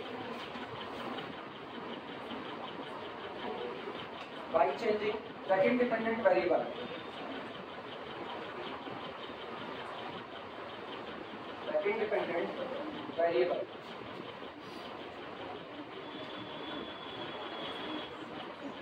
ये कह रहे हैं कभी कभी ऐसा होता है कि जो आपका डिफरेंशियल इक्वेशन दिया गया है उसमें जब आप इंटीग्रेट जो आपका इंडिपेंडेंट वेरिएबल है उसको आप चेंज कर लेते हैं। अगर आपने उसको चेंज कर लिया तो ये पॉसिबल है कि आपका डिफरेंशियल इक्वेशन बहुत आसानी से इंटीग्रेट हो जाए।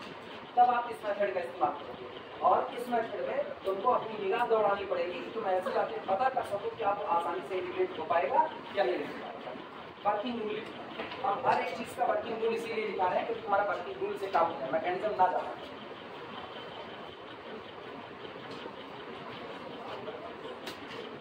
वर्किंग रूल लिखना सबसे पहला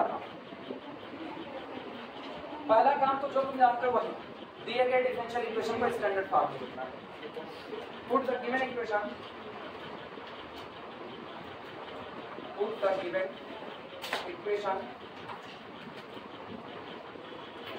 in standard form.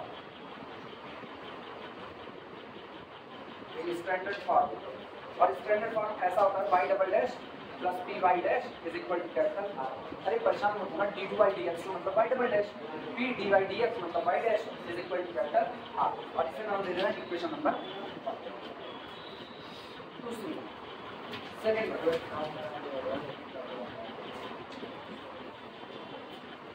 एक तो गड़बड़ी हो गई, आप हिंदी नहीं था।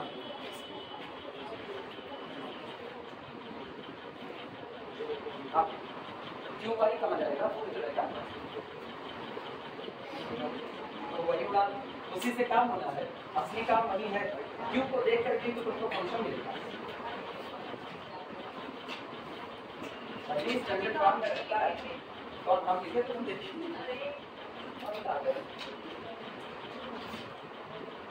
पता है यही जो यहाँ पर क्यों पड़ा होगा, क्यों यही आपको बताएगा, क्यों ही आपको बताएगा कि आप उस फंक्शन को कितना मानो जिसकी वजह से आपका दिया गया डिफरेंशियल इक्वेशन बहुत आसानी से इंटीग्रेबल हो जाएगा। क्यों ही बताएगा। और इसको देख करके वो फंक्शन चूंकि वर्किंग रूल लिख रहे हैं, सारे लोग इधर बात सुनो, कंसंट्रेट करो। क्यों को देख करके कैसे पता लगेगा, वो न्यूमेरिकल में जाने पर पता लगेगा। क्योंकि हम लोग यहाँ पर क्या लिख रहे हैं, वर्किंग रूल। तो वर्किंग रूल को लिखते वक्त मुझको नहीं पता क्यू कितना है, तो कैसे माने क्यू क्या होगा। तो हम लोग इसको कह देते हैं कि आप मानो क्यू इज इक्वल टू के इंटू फंक्शन ऑफ एक्स, ऐसा अंडर रूट वगैरह में वो इसके स्ट्रक्चर पर डिपेंड करेगा आप इसको कैसा मान लो। तो वर्किंग रूल में अभी हम इसको जनरली लिख रहे हैं, न्यूमेरिकल पर आते तो सिखा रहे हैं कि किस हिसाब से माना जाएगा।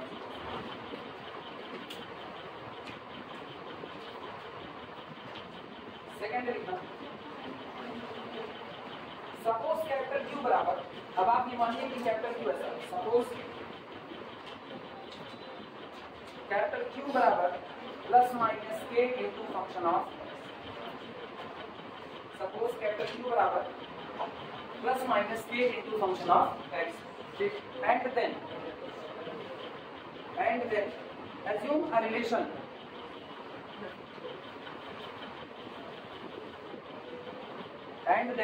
assume a relation between new independent variable z and old independent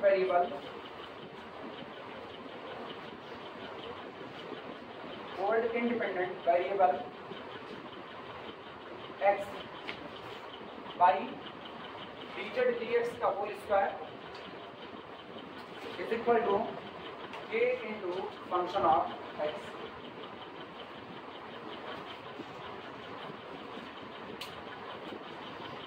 तो क्या यहाँ पर ये दिया गया जैसे y double dash plus 3y dash is equal to qy is equal to capital R।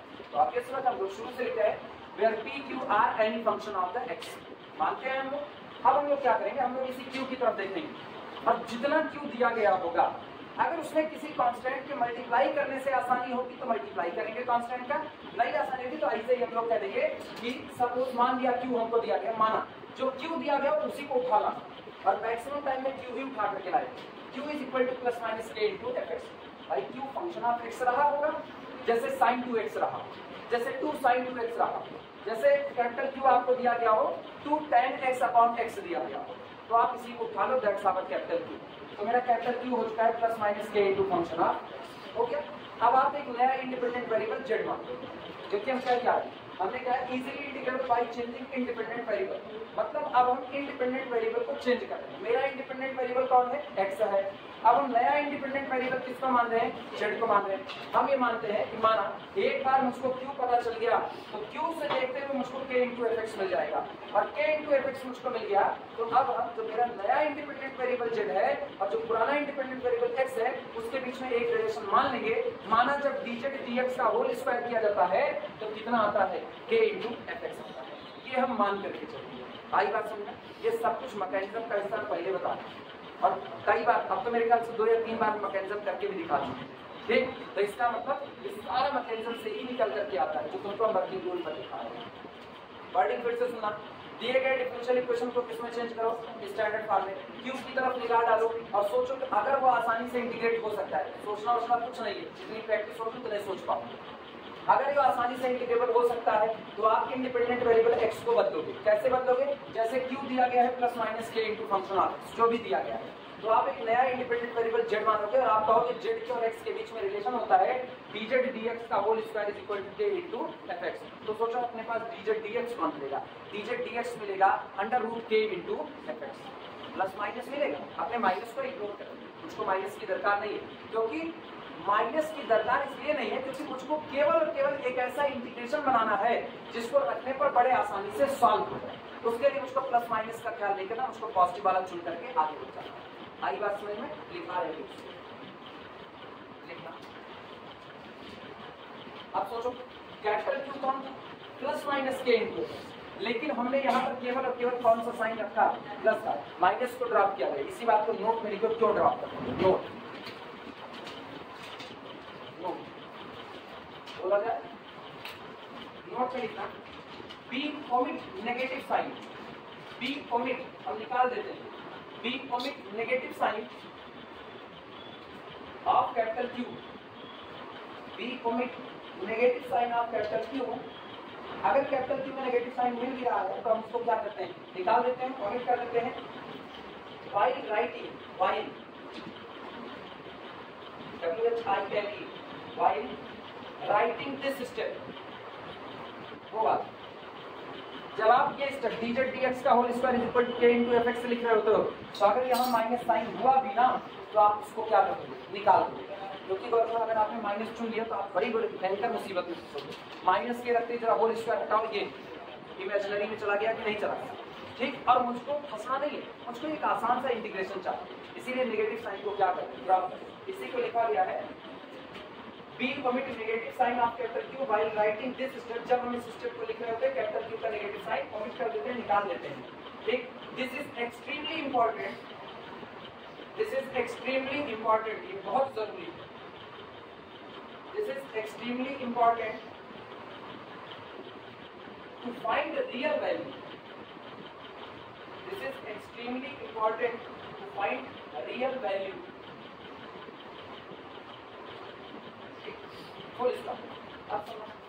बंद के नहीं रखना, ये बता रहे हैं कैपिटल Q में k इंटू fx लेने पर अगर मेरा फायदा है तो हम यहाँ पर k को रखेंगे। अगर बिना k को लिए भी मेरा फायदा है तो हम k को भी ड्रॉप कर देंगे, मुझको कोई जरूरत नहीं k को लेकर के ढूंढने की। उस दौरान हम केवल और केवल लेंगे dz dx का whole square is equal to only f of x। हम इसको भी लिखा देंगे, ये सब कौन सा f of x capital Q जो भी दिया, जैसे कैपिटल Q दिया गया है 2 tan x, तो 2 कौन हो गया, k हो गया, और tan x कौन हो गया, f ऑफ x हो गया। क्लियर हुआ? अब कभी कभी मेरा फायदा पूरा का पूरा 2 10x लेने पर हो सकता है, कभी केवल 10x लेने पर हो सकता है। जैसे 10x ले और कहीं पर उसको रखते हैं तो ऊपर का नीचे का कैंसिल आउट कर दिया आराम से, तो 2 को लेकर के ढोने की कोई जरूरत नहीं है। जितना कैपिटल Q दिया गया है पूरा का पूरा अगर नेगेटिव साइन के साथ है तो पहले तो नेगेटिव साइन ड्रॉ और केवल कौन सा साइन पॉजिटिव, और कहे तो dz dx का whole square equal to that function. लेकिन अगर तुमको ये लग रहा है कि उसमें कांस्टेंट जो k शामिल है उसको भी डिलीट करने का फायदा है, तो उस कांस्टेंट को भी क्या कर दिया जाएगा, डिलीट कर दिया जाएगा, क्योंकि सारा किस्सा किसका है, जोड़ दो का। जहां मेरा ज्यादा फायदा होगा हम वहां पर ज्यादा वर्क करेंगे। आई बात समझ में? ठीक, तो इसीलिए दिमाग में एकदम बाउंड्री मत लगाना कि नहीं जितना है पूरा का पूरा न्यूमेरिकल का भी हम करा दिए। क्या लिखा गया? This is extremely important to find the real value. Real value पाने के लिए आपको नेगेटिव साइन ड्रॉप करना पड़ेगा। ठीक, लाइन चेंज करेंगे। समटाइम्स बी एज्यूम, सब नोट नहीं चल रहा है। समटाइम्स बी एज्यूम, कभी कभी हम ये भी मान लेते हैं, समटाइम्स बी एज्यूम क्या लिख देगा, dz dx का whole square is equal to only function of, sometimes be assume dz dx whole square is equal to function of x। अब आना बाकी जोड़ में तीसरा नोट खत्म, नोट कहां पर खत्म,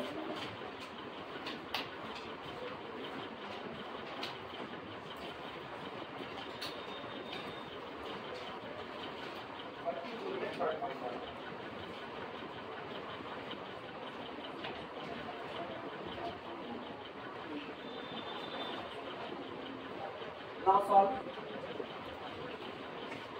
सॉल्व। अब आप सॉल्व कीजिए किसको, dz dx का whole square is equal to k f of x।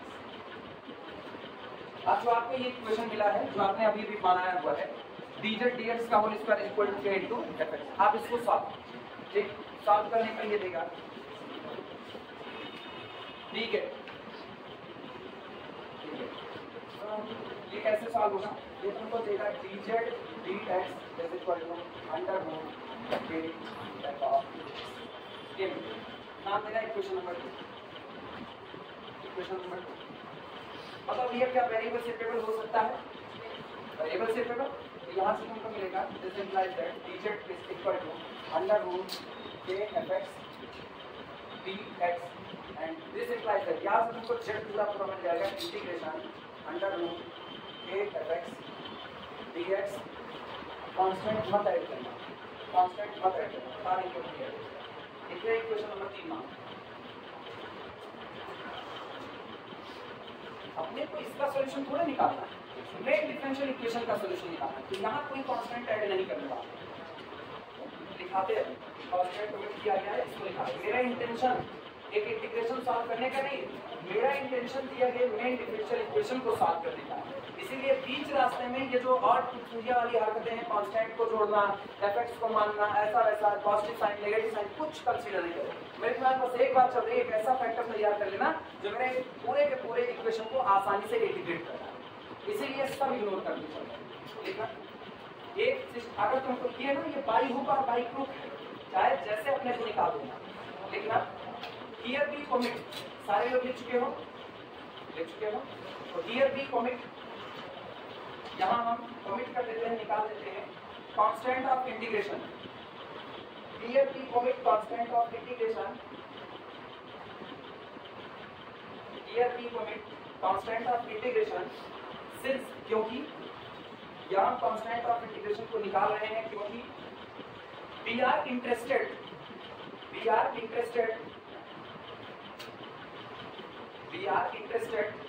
हमारी जो रुचि है in finding, we are interested in finding, छूटा है क्या किसी का, फिर से मिलाना जिसका छूटा होगा, here we commit constant of integration since we are interested in finding just a relation, we are interested in finding just a relation between z and x,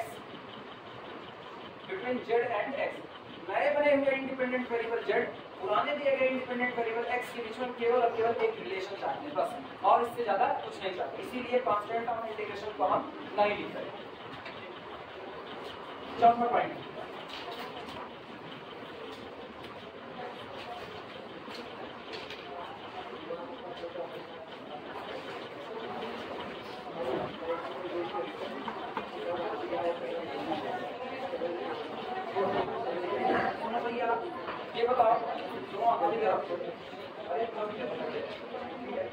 तुमने बीच रास्ते में जितनी चीजें मानी, जितना भी माना तुम, निश्चित तौर पर जो भी मानते गए, पहले तुमने क्या किया, तुमने अपने डिफरेंशियल इक्वेशन से कैपिटल क्यू को निकाला, फिर जेड और एक्स के बीच में एक रिलेशन निकाल लिया, जेड और एक्स के बीच में रिलेशन निकाल के तुमने जेड को फाइंड आउट किया। इतना सब कुछ करने पर क्या आपका पुराना डिफरेंशियल इक्वेशन वही रह जाएगा? वो भी तो बदलेगा। वो एक और स्टैंडर्ड फॉर्म, जब अगर मैकेनिज्म सिखाते तो तुमको पता चलता कौन सा नया स्टैंडर्ड फॉर्म आता।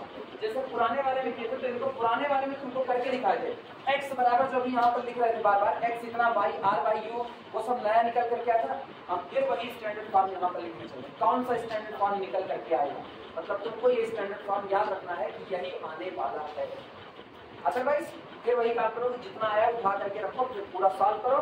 एक पन्ना बेमतलब का काम जाता है, बेमतलब का। इसीलिए कहा था ना 5 मिनट की मेहनत आपका एक पन्ना बचा दें, हर बार हर मिनट तक लिखना इसे।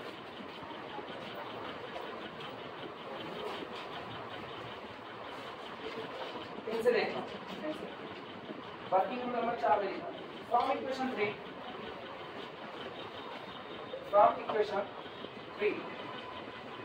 D transform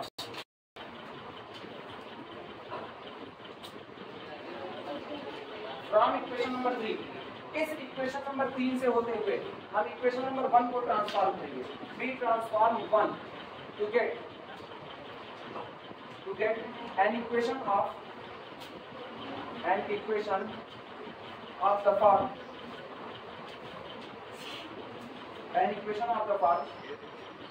d2y dx2 plus d1 dy dz, अरे सर ये dx2 लिखिए dz2, अब तो सब z पे आ गया ना। सोचो ये बताओ, पुराना इंडिपेंडेंट वेरिएबल कौन, x, नया कौन हो गया z। तो अब मेरा इक्वेशन नए इंडिपेंडेंट वेरिएबल किसके रिस्पेक्ट में लिखा जाएगा, z के। तो d2y dz2 प्लस अब वो कौन था p dy dx, ये कौन होगा p1 dy dz। तो p1 कुछ बदल करके आया होगा, p1 dy dz plus q1 y is equal to r1।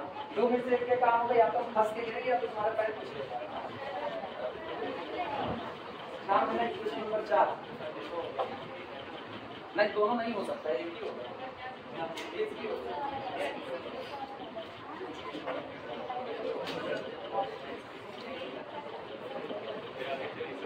नहीं हम गिरे चलो ठीक ना, हम तो समझ जाएंगे। और पता चला एक को पैर पड़ गया ना, एक को पैर पड़ गया तो बदनाम में मोदी सोलर जूता पहनने के चक्कर में वरिया कदर ये ऐसे के बच गए। सुनो जेएस P1 बराबर, वो अच्छी बात है, हाथ में पैसे खुल लिए एग्जाम में पेन चल जाए तब बोलिए क्या। अच्छा P1 सुनो P1 कौन होगा लिख रहे हैं यहाँ पर, और फिर बता रहे हैं पूरा का पूरा P1 तुमको यहाँ नहीं नजर आएगा, वो नजर आएगा जब तुम पूरा मैकेनिज्म फॉलो कर रहे हो। ठीक है, पूरा मैकेनिज्म अपने को फॉलो करने की कोई जरूरत नहीं, पूरा मैकेनिज्म मुझको आना चाहिए क्योंकि हम पढ़ा है एज अ टीचर, हमको आना चाहिए, वो मेरी जिम्मेदारी है। तो ठीक है, हमको आ रहा है, तुम एज अ स्टूडेंट तुम्हारे लिए पूरा मैकेनिज्म कोई बहुत जरूरी है, तुमको ये स्टैंडर्ड फॉर्म याद होना चाहिए क्योंकि लास्ट में काम अपने लोग इसी पर है। देखो P1 बराबर d2z dz dx2 plus d dz dx upon dz dx का होल स्क्वायर, ये रहा d1। लिखो लिखो ये सारे लोग, p1 हम बोल रहे हैं, जो लोग पीछे बैठे हैं उनके लिए second derivative d2z dx2 plus p first derivative dz dx upon first derivative का होल स्क्वायर। बहुत आसान है याद करना, p1 is the second derivative with respect to x plus p into p कौन पुराना वाला जो आपको मिला, p into first derivative with respect to x upon first derivative का होल स्क्वायर, ये इतना p1। q1 कौन होगा वो सुनो, q1 is equal to, q1 भी बड़ा आसान है, capital Q upon first derivative का होल स्क्वायर। बस वापस सुनना, q1 इज इक्वल टू पुराना वाला जो तुम्हारे पास कैपिटल Q था, capital Q upon first derivative का होल स्क्वायर।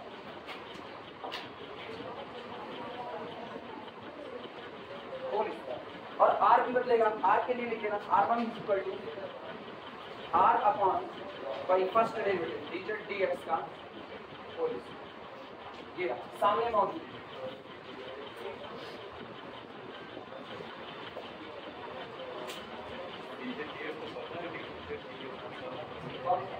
भैया एक बार z बराबर फंक्शन ऑफ x निकल जाएगा तो dz dx और d2z dx आ जाएगा कि नहीं? नहीं सीधा कोई नहीं। और हम क्या बता रहे कोई दिमाग में कोर्स हटाते कि हम कितने मत से नहीं, जिस वक्त तुम मैकेनिज्म को फॉलो करके अपने डिफरेंशियल इक्वेशन को बदल रहे होगे ये लोग उसी वक्त नजर आएंगे, उसी वक्त।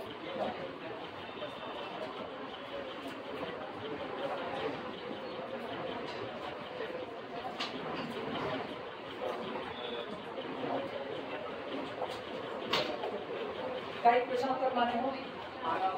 चार माने हो? चार माने हो? आप सुनो, ये बताओ ये पूरा रिड्यूस हो गया, ये पूरा रिड्यूस हो गया। अब इसको सॉल्व कर लो, इसको सॉल्व करो तो रिलेशन किसके बीच में मिलेगा? y और z के बीच में, क्योंकि इंडिपेंडेंट कौन है? z। तो y बराबर फंक्शन ऑफ z मिलेगा और z is the function of क्या है? x। तो उठा करके z की वैल्यू रख देना तो y बराबर फंक्शन ऑफ x आपका टोटल सॉल्यूशन हो जाएगा जो आपको चाहिए था, मेन डिफरेंशियल इक्वेशन। आई बात समझ में? लैंग्वेज लिखना आखिरी line. After solving equation number 4, after solving equation 4 by usual method, जैसा आप जानते हो after solving equation 4 by usual method,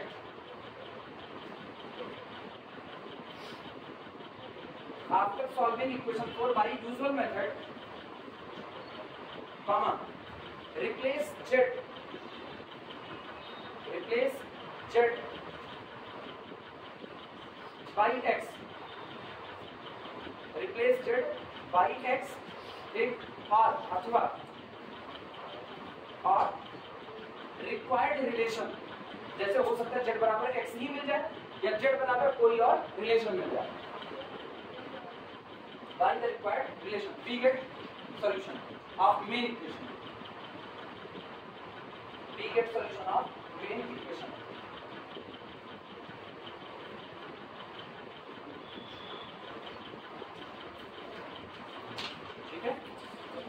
confuse मत होना, जब लिखे हैं replace z by x, z को x से नहीं प्लेस करना, वो एक पर्टिकुलर केस है, हो सकता है z बराबर x ही मिला तो आप z की जगह x रख लो, लेकिन अगर मान लो आपने सॉल्व किया और आपको मिले z बराबर tan x तो आप लास्ट में जहां जहां z है वहां आप क्या रखोगे? tan x रखोगे, मेन रिलेशन। चलो न्यूमेरिकल दिखाते हैं।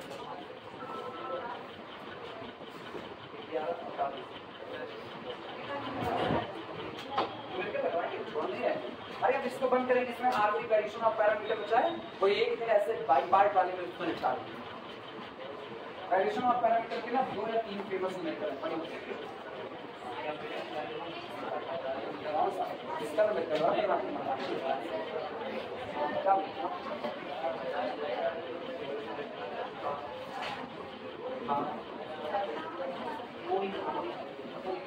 जो उनको आसान लगे याद रहे, कोई नहीं जो पहला टाइप है उसमें अर्बन सीट और मेन इंटीग्रल निकाला जाता है, वो बस कभी कभी इंटीग्रल मिल जाएगा। अगर भाई ये दो आएंगे ये तो सिंपल तो अगर चूंकि पहले से आसान होता है सीधे मिल जाता है, इसलिए लोग सीधे लगता है। हाँ वैसे कुछ आएंगे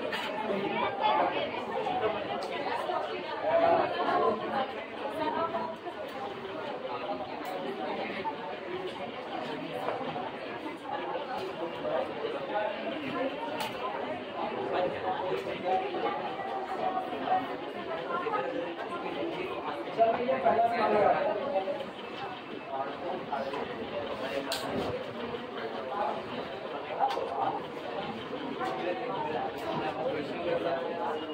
देखो solve d2 by dx2 plus d sin x minus cot x d by dx plus 2y sin square x is equal to e to the power minus cos x, भैया ग्रेड जोड़ने तो नहीं जा रहे हैं, साइन अभी नहीं गए, इसके बाद ज़्यादा नहीं बच गया। न्यूमेरिकल नोट करना, लिखा गया है, ध्यान से सुनना, d2y dx2 प्लस ब्रैकेट में 3 sin x minus cot x bracket के बाद dy dx plus 2y sin square x is equal to e की power minus cos x sin square x।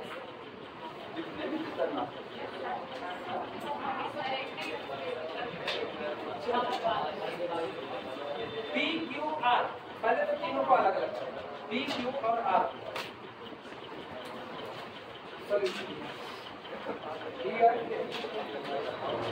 Capital P is equal to 3 sin x minus cot x, Q is equal to 2 sin square x और R is equal to e की minus cos x sin square। ये सुनो, कोई गलत ना लिखना, e की power में माइनस cos x है और निचवा गुणे में sin x है। हाँ, आगे वाला को सही दिखे, पीछे वाला को हो सकता है ऊपर दिख रहा हो सकता है।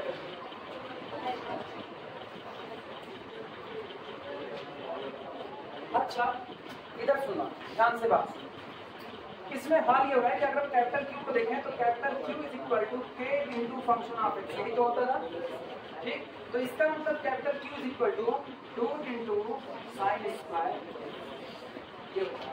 ये हम 2 को ड्रॉप कर देंगे, मेरे लिए बड़ा आसान हो जाएगा। 2 को ड्रॉप करने के बाद ना सोचो, बाद जो नीचे एक इक्वेशन लिखे हैं उसको देखना, इक्वेशन नंबर 4 के जस्ट बाद देखो r बराबर क्या लिखे हैं, r बराबर dz dx का होल स्क्वायर लिखे, ठीक। और ये बताओ q1 क्या लिखे, q1 q upon dz dx का होल स्क्वायर लिखे हैं। मेरे लिए आसान ये होगा ना, उस 2 का बवाल नहीं फंसेगा, इतना अगर लेकर के चलेंगे बाद में साइन स्क्वायर एक दूसरे को कहीं ना कहीं कैंसिल आउट करेंगे, कहीं ना कहीं ऐसा बन रहा होगा। इसीलिए बेहतर यही होगा कि आप लोग ये k f ऑफ x अगर हो तो k को लेके चल दो, फायदा ना हो तो k को ड्रॉप कर दो, केवल और केवल साइन स्क्वायर लेकर के चल दो, कुछ इधर उधर सोचना नहीं। और अगर ये पॉजिटिव नेगेटिव दो पढ़ने में होता ना, सॉरी नेगेटिव होता, तो आपने चुनते क्या, पॉजिटिव को ही चुनते। आई बात समझ में? अभी करके दिखाते हैं क्या जाना है।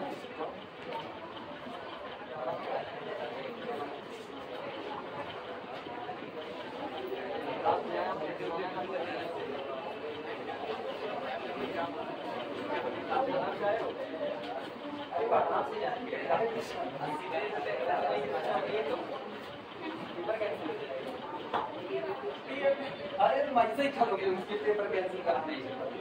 देखो लिखना, अरे लैंग्वेज लिखो, नाउ बी चेंज, अब हम बदलेंगे, now B change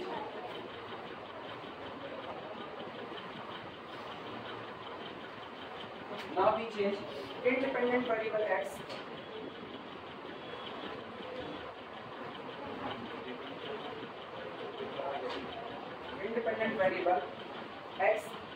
by z, choosing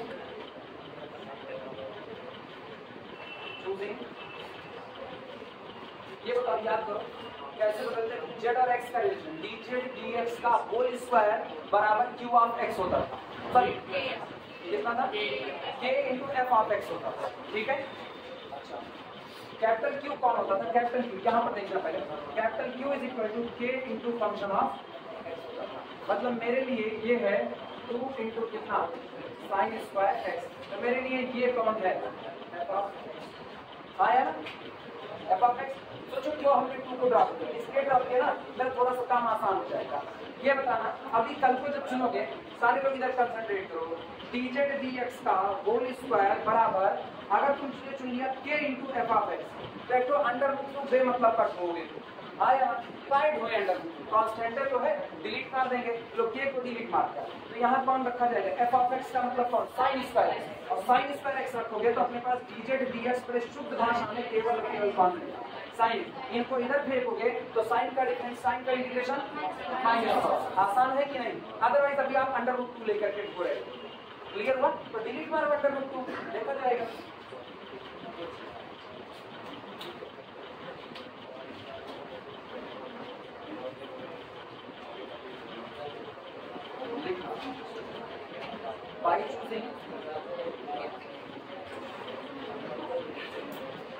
dz dx का whole square is equal to sine square. भैया जिनको कंफ्यूजन हो ऐसे लिख देना कॉर्नर पर कहीं पर, ऐसे लिखना, एक ब्रैकेट में कहीं पर लिख देना या इसी के आगे लिख देना सिंस कैपिटल Q बराबर K into F of x बराबर 2 इंटू ऐसे लिखा देना साइन स्क्वायर x, ऐसे लिखो, पता चलेगा भैया क्यों उसको चूज किया। और हम केवल हम रूट का पंगा नहीं पालना चाहते, इसलिए हम उसको हटा।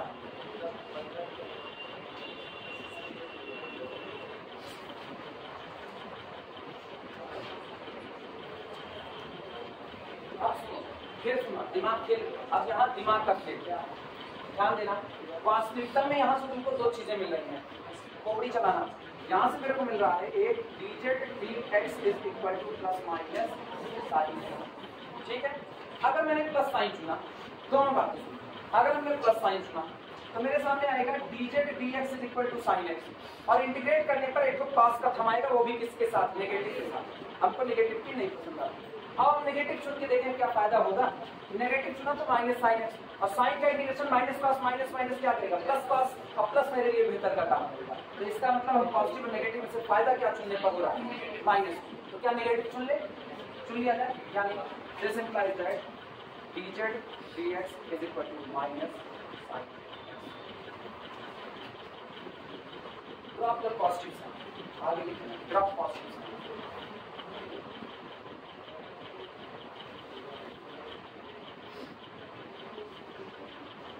ड्रॉप पॉजिटिव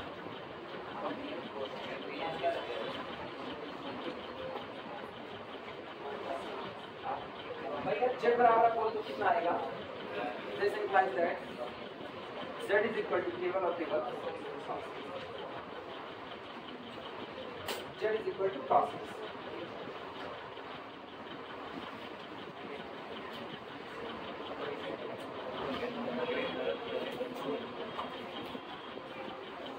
अच्छा ये बताओ, मेरे पास वर्किंग रूल में जाओ, वर्किंग रूल में लिखा गया है कि जब आप ये रिलेशन z बराबर cos x अपने मेन डिफरेंशियल इक्वेशन में रख दोगे तो आपका मेन डिफरेंशियल इक्वेशन एक स्टैंडर्ड फॉर्म ले लेगा।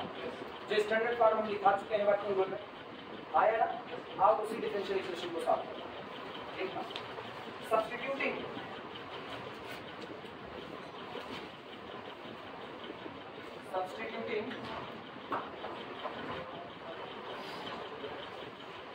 z is equal to cos x on the given equation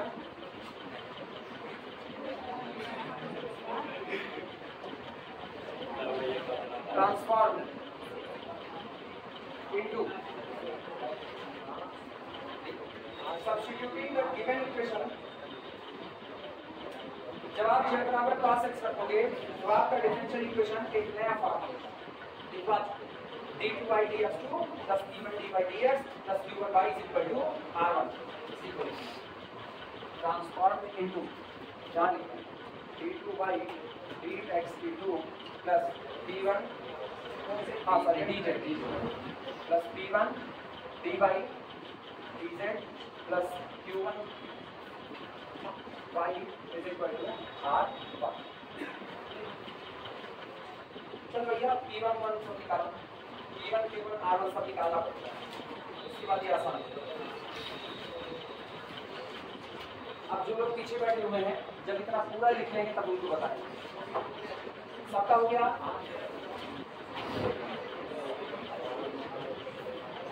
बताओ स्कीम आते स्पीड देकर और में आगे ये स्कीम आते बड़ा हो गया।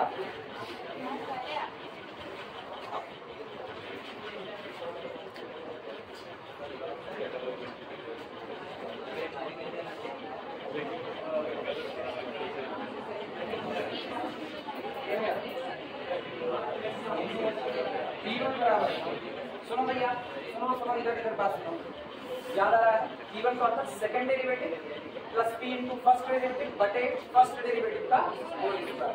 ये याद, और कुछ ना। सुनो d2 प्लस dx2 उसको याद करो ना, एक भूल जाओ, ऐसे आपको second derivative plus p into first derivative बटे फर्स्ट डेरिवेटिव का होल स्क्वायर।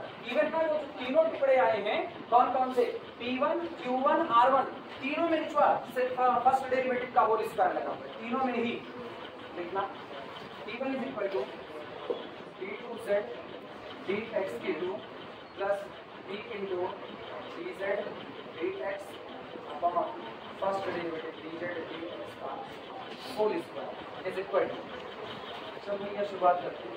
dz dx तुमको पता है, dz dx minus sine x लिए है, दोबारा डिफरेंशिएट करो कितना, माइनस cos x, पहला तो होगा minus cos x plus d मेरे पास कितना है, 3 sin x minus cot x, ये होगा 3 sin x minus cot x। अब dz dx कितना है, dz dx sin x minus के साथ डिवाइडेड बाई फर्स्ट डेरिवेटिव का होल स्क्वायर मतलब साइन स्क्वायर x।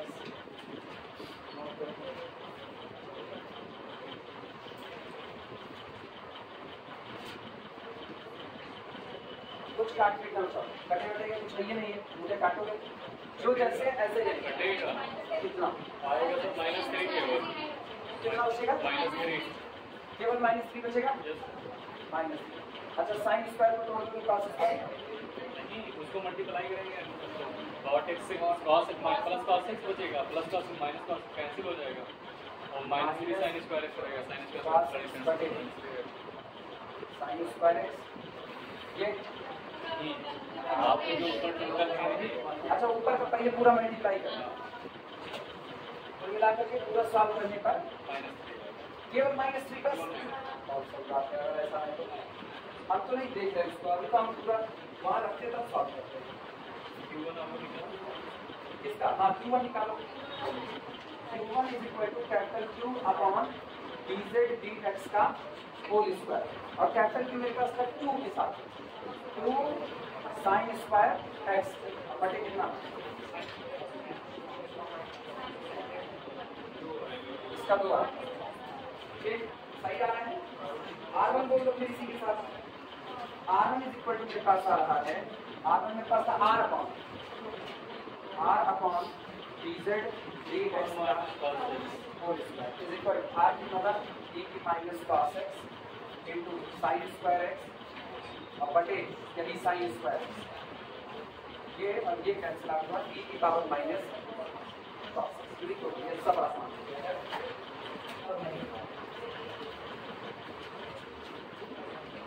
एक मजेदार बात, एक और ये जो e की power minus sine x minus cos x है, हमारे पास में z बराबर कॉस एक्स पड़ा होगा, तो इसको z में चेंज कर ले, क्योंकि क्वेश्चन में z और x में सॉल्व करोगे ना, तो ये e की पावर माइनस z कर देना मुझे, e to the power minus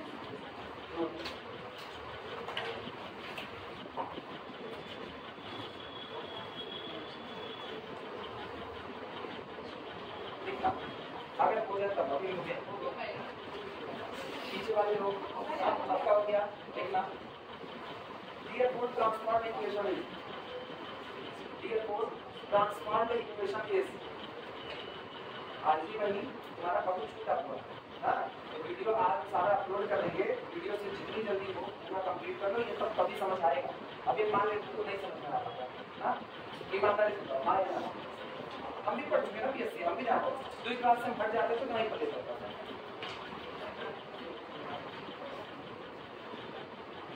Therefore, transformed equation is, और ट्रांसफॉर्म इक्वेशन ये रहा, ये d2 by और dz2 प्लस t1 कितना था -3, तो ये हो जाएगा -3 d by dz, और q1 कितना आया था 2, तो plus 2y is equal to r1 कितना है e की पावर -z।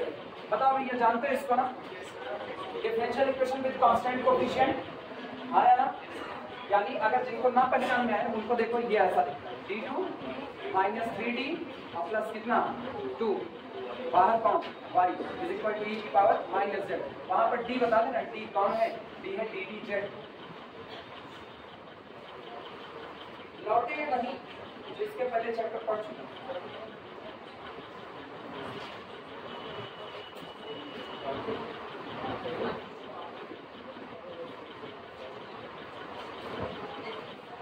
ऑक्सिलरी इक्वेशन आप बना सकते हो।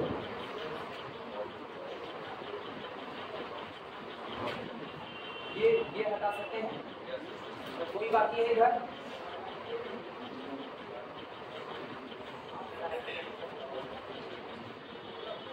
अच्छी बात ये है कि इधर के सवाल जो है ये हमेशा लॉन्ग नहीं आते, हमेशा पूरे चैप्टर से कोई शॉर्ट नहीं करते, सारे लॉन्ग पूरे चैप्टर।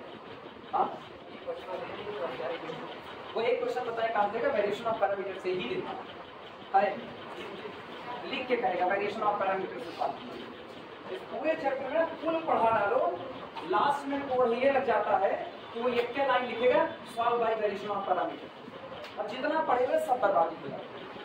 और जिस दिन बहुत अच्छी किस्मत होती है जो कम होती है उस दिन, क्योंकि ये तो तुम लोग देख ही चुके कि अच्छी किस्मत है स्कीम से ही, उस दिन यही हाल होता है, तो उस दिन कहता है सॉल्व, केवल सॉल्व।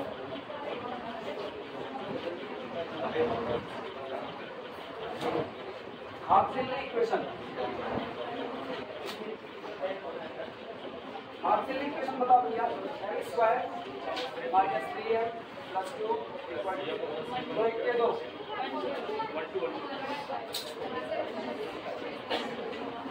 आया ना सारे लोगों का, यानी कि यहाँ से तुमको क्या मिलेगा CF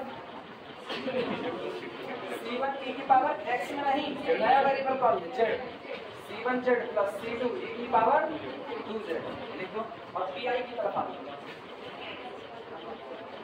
1 अपॉन अगला हिस्सा d square minus 3d plus 2 e की पावर माइनस 1, सही है। रखो भैया -1 का होल स्क्वायर 1 मतलब 0 नहीं हो सकता, कितना आ रहा है e to the power minus z upon 6।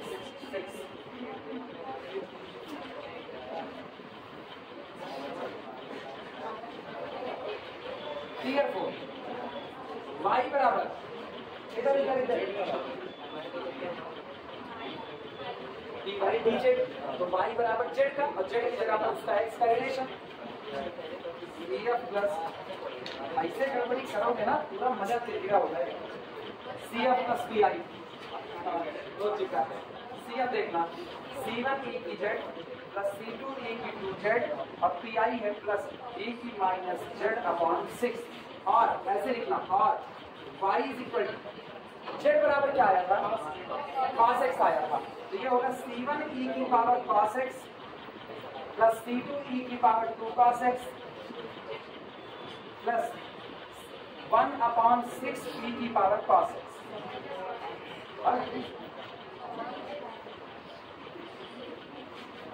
ये चलेगा, बदल दिए उसको, सॉल्यूशन आ गया, लगाना आया, कैसे लग रहा है, सारे मिलकर इसी पैटर्न पर लगे, इसी पैटर्न, इसीलिए मल्टी रूल आना करवा। अब इसमें एक आर्टिकल बचा है वेरिएशन ऑफ पैरामीटर, उसको हम बता रहे हैं। कल से हम पार्शियल का लेक्चर चालू कर देंगे। Variation of parameter study time जो चल रहा है इसी के बीच में सेकंड हाफ में लगा दिया जाएगा। इसके लिए ज़्यादा कुछ नहीं, तकरीबन 5 पन्ने छोड़ देना, केवल 5 पन्ने, और बात नहीं।